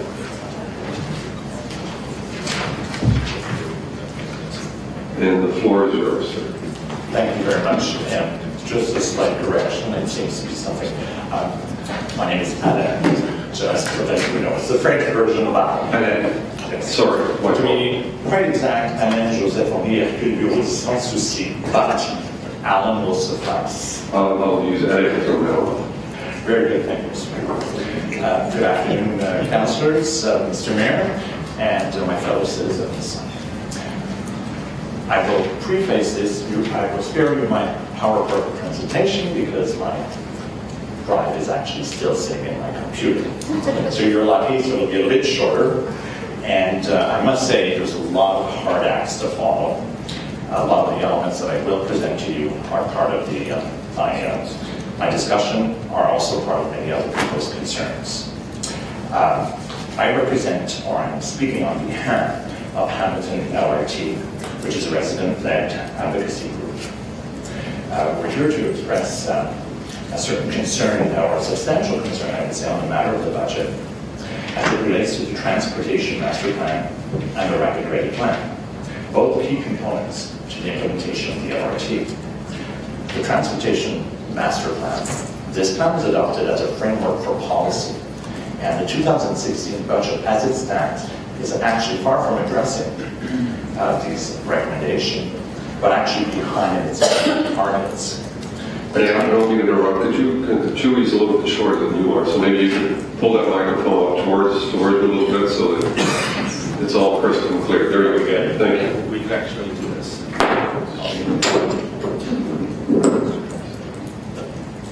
And how's this? Usually I have a thundering voice. Yes, there you go. It's back. Rare. Thank you. As I was saying, I believe that the recommendations on the Transportation Master Plan is actually falling back, not meeting its own targets. Whereas the budget fails to rectify not only known deficiencies when it was adopted, but in fact kicks the can much further down the road. The implementation of city staff recommendations for such things as increased service standards, and more importantly, the capacity to increase ridership. A basic known must-have for the implementation or the successful implementation of the LRT.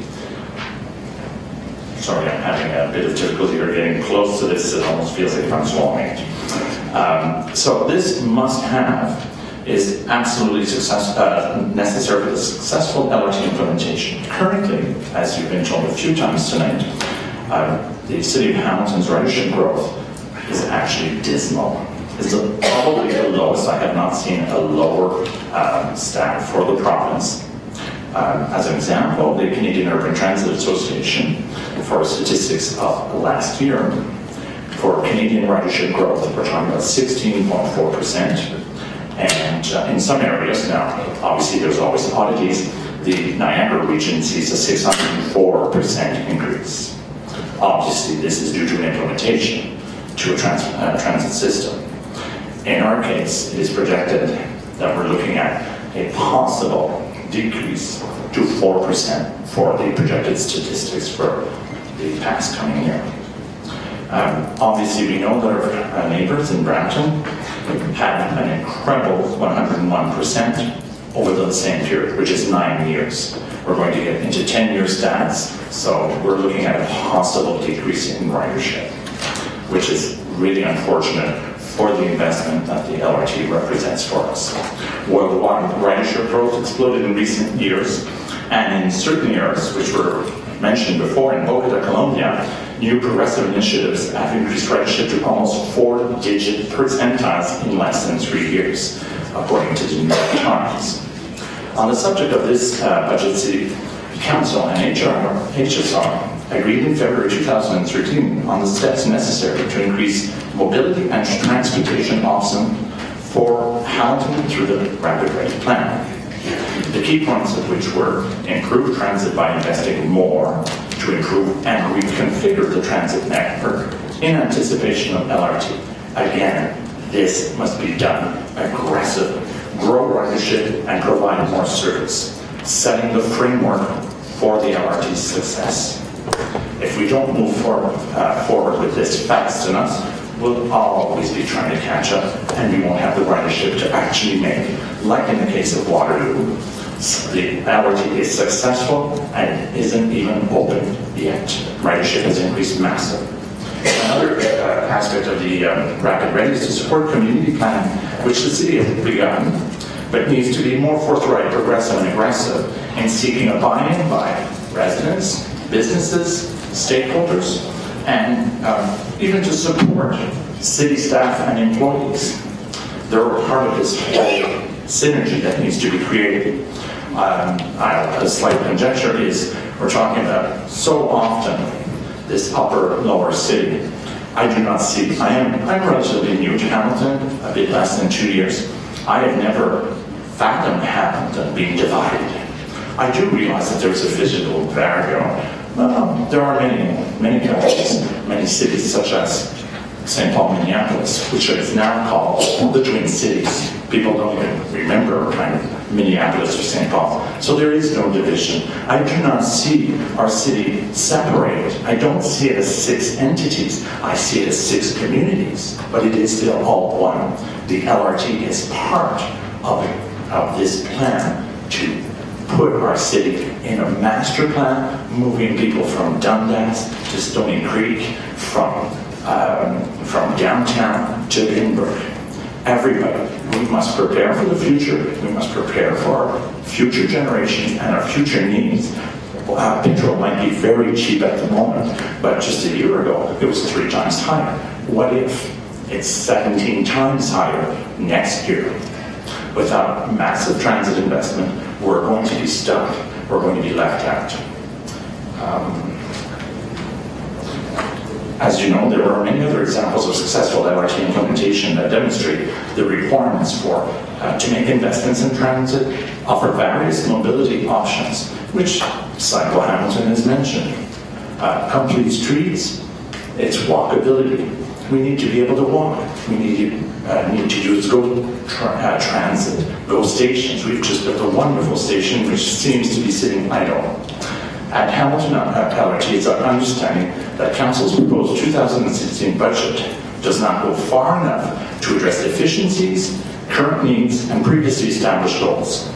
We believe this budget actually calls down on these, and when it should be actually aggressively pursuing them. Furthermore, it's the responsibility of City Council and our Mayor to assure that our tax dollars and those of our fellow Ontarians who are also concerned with how all levels of government invest our tax dollars for a better future. Hamilton LRT residents, businesses, and stakeholders in Hamilton deserve a stronger leadership from Council, our Mayor, on this crucial issue. If they are to lay the groundwork for the implementation of a successful light rapid transit system, the City of Hamilton must move forward with determination to attain our city's goal of making Hamilton the best place in Canada to raise a child, promote innovation, engage citizens, and provide diverse economic opportunity. Thank you. Merci on that. Thank you very much. So, any questions of Ed?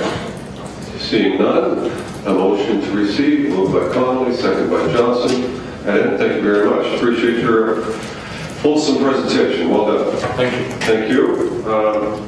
Any other first-time, one-time individuals in the room here that would like to make a presentation? Not looking for second-time speakers. You haven't made one, and you're free to come up if you go on down. Give us your name and address.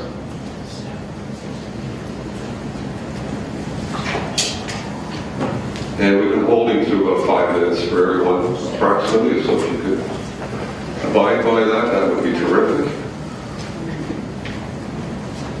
Welcome. Thank you and good evening, Councillors and Mayor. My name is Moaz Ahmed. I live in Mississauga, and the reason why I'm here is for a number of reasons, but essentially because your investment in transportation and public transit is going to transform Hamilton. And I'm worried that you're not going to make that investment because you are pulling back on the Rapid Ready plan.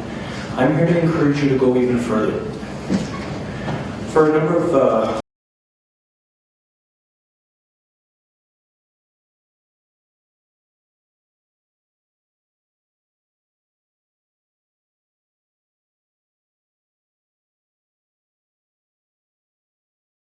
that there are numerous transit agencies that have become successful by adding what they call a quality bus service, something that is a slightly different brand from the typical service, but also essentially showing a new group of public transit users that public transit is available, it's connectable, it's frequent, and it's reliable. And this is the kind of public transport investment that will get large numbers of people in transit. And this is why Brampton has been successful in seeing these massive increases in their ridership. It's not just because they've made the increases to the basic service and they've improved their networks, but it's also that they've made a significant effort to brand a new service and let people in Brampton and outside of Brampton see that there is one service available for them that can take them quickly to their destination.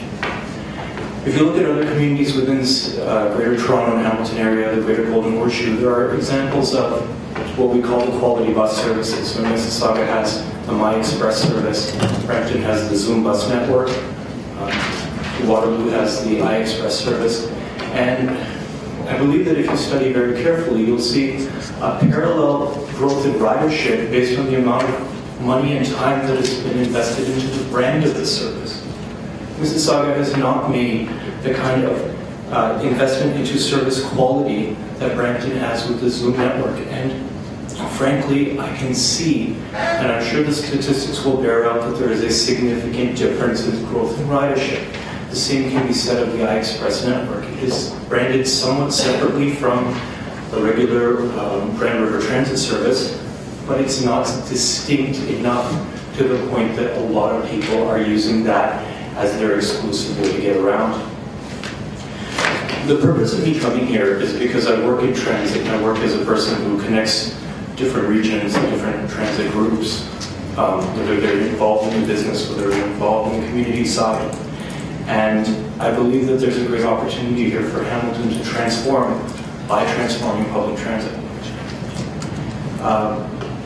Essentially, that's why I'm here. I made the trip from Mississauga in order to do this, partly because my sister, I love her very much. She lives in Hamilton. She wants a better Hamilton. I want a better Hamilton for her as well. But there are so many examples of success in by making the investment in the glass network, making the investment beyond Rapid Ready, and getting that network as close to visible as soon as possible. A lot of people are going to be clamoring to use transit in Hamilton, and that's exactly where we want to be. So, thank you for your time. Okay, thank you very much for your presentation. Any comments or questions, gentlemen? Hearing none, a motion to receive, moved by Marula, seconded by Pearson. All in favor? Carried. Thank you. I'm not aware of any other additional speakers. I want to thank one and all for coming and making their presentations. And we have a couple of items communications to approve, and they are items A through E. We want to move all of those. Moved by Johnson, seconded by Venderby. All in favor? Carried. I see Mr. Murray's in here. One comment I would like to make is I would ask our staff to think about how we can have a much more robust and improved community engagement process on our budget for next year. As much as we do this every year, and it's important to hear from our residents clearly, but I think we can hear from many, many more through different avenues and venues, whether online or through other town line meetings, etc. So maybe I'll pass that on to the city manager as a request to, and hopefully you'll support that. I think we don't do a fulsome enough engagement process long before we start setting the budget. We're close to setting, I'm going to lose everybody, so I'll be quick. I'll turn it over to our city manager and request that he engage in that process. Mr. Chair, I just want to take this opportunity to formally announce that I am holding a virtual town hall budget meeting. It looks like we're going to be including Ward 7 residents. The last time we did, we had over 3,500 residents participating. Fantastic. I think that's wonderful. Thank you for that. And motion to adjourn, moved by Vanderbeek, seconded by Partridge. All in favor? Carried.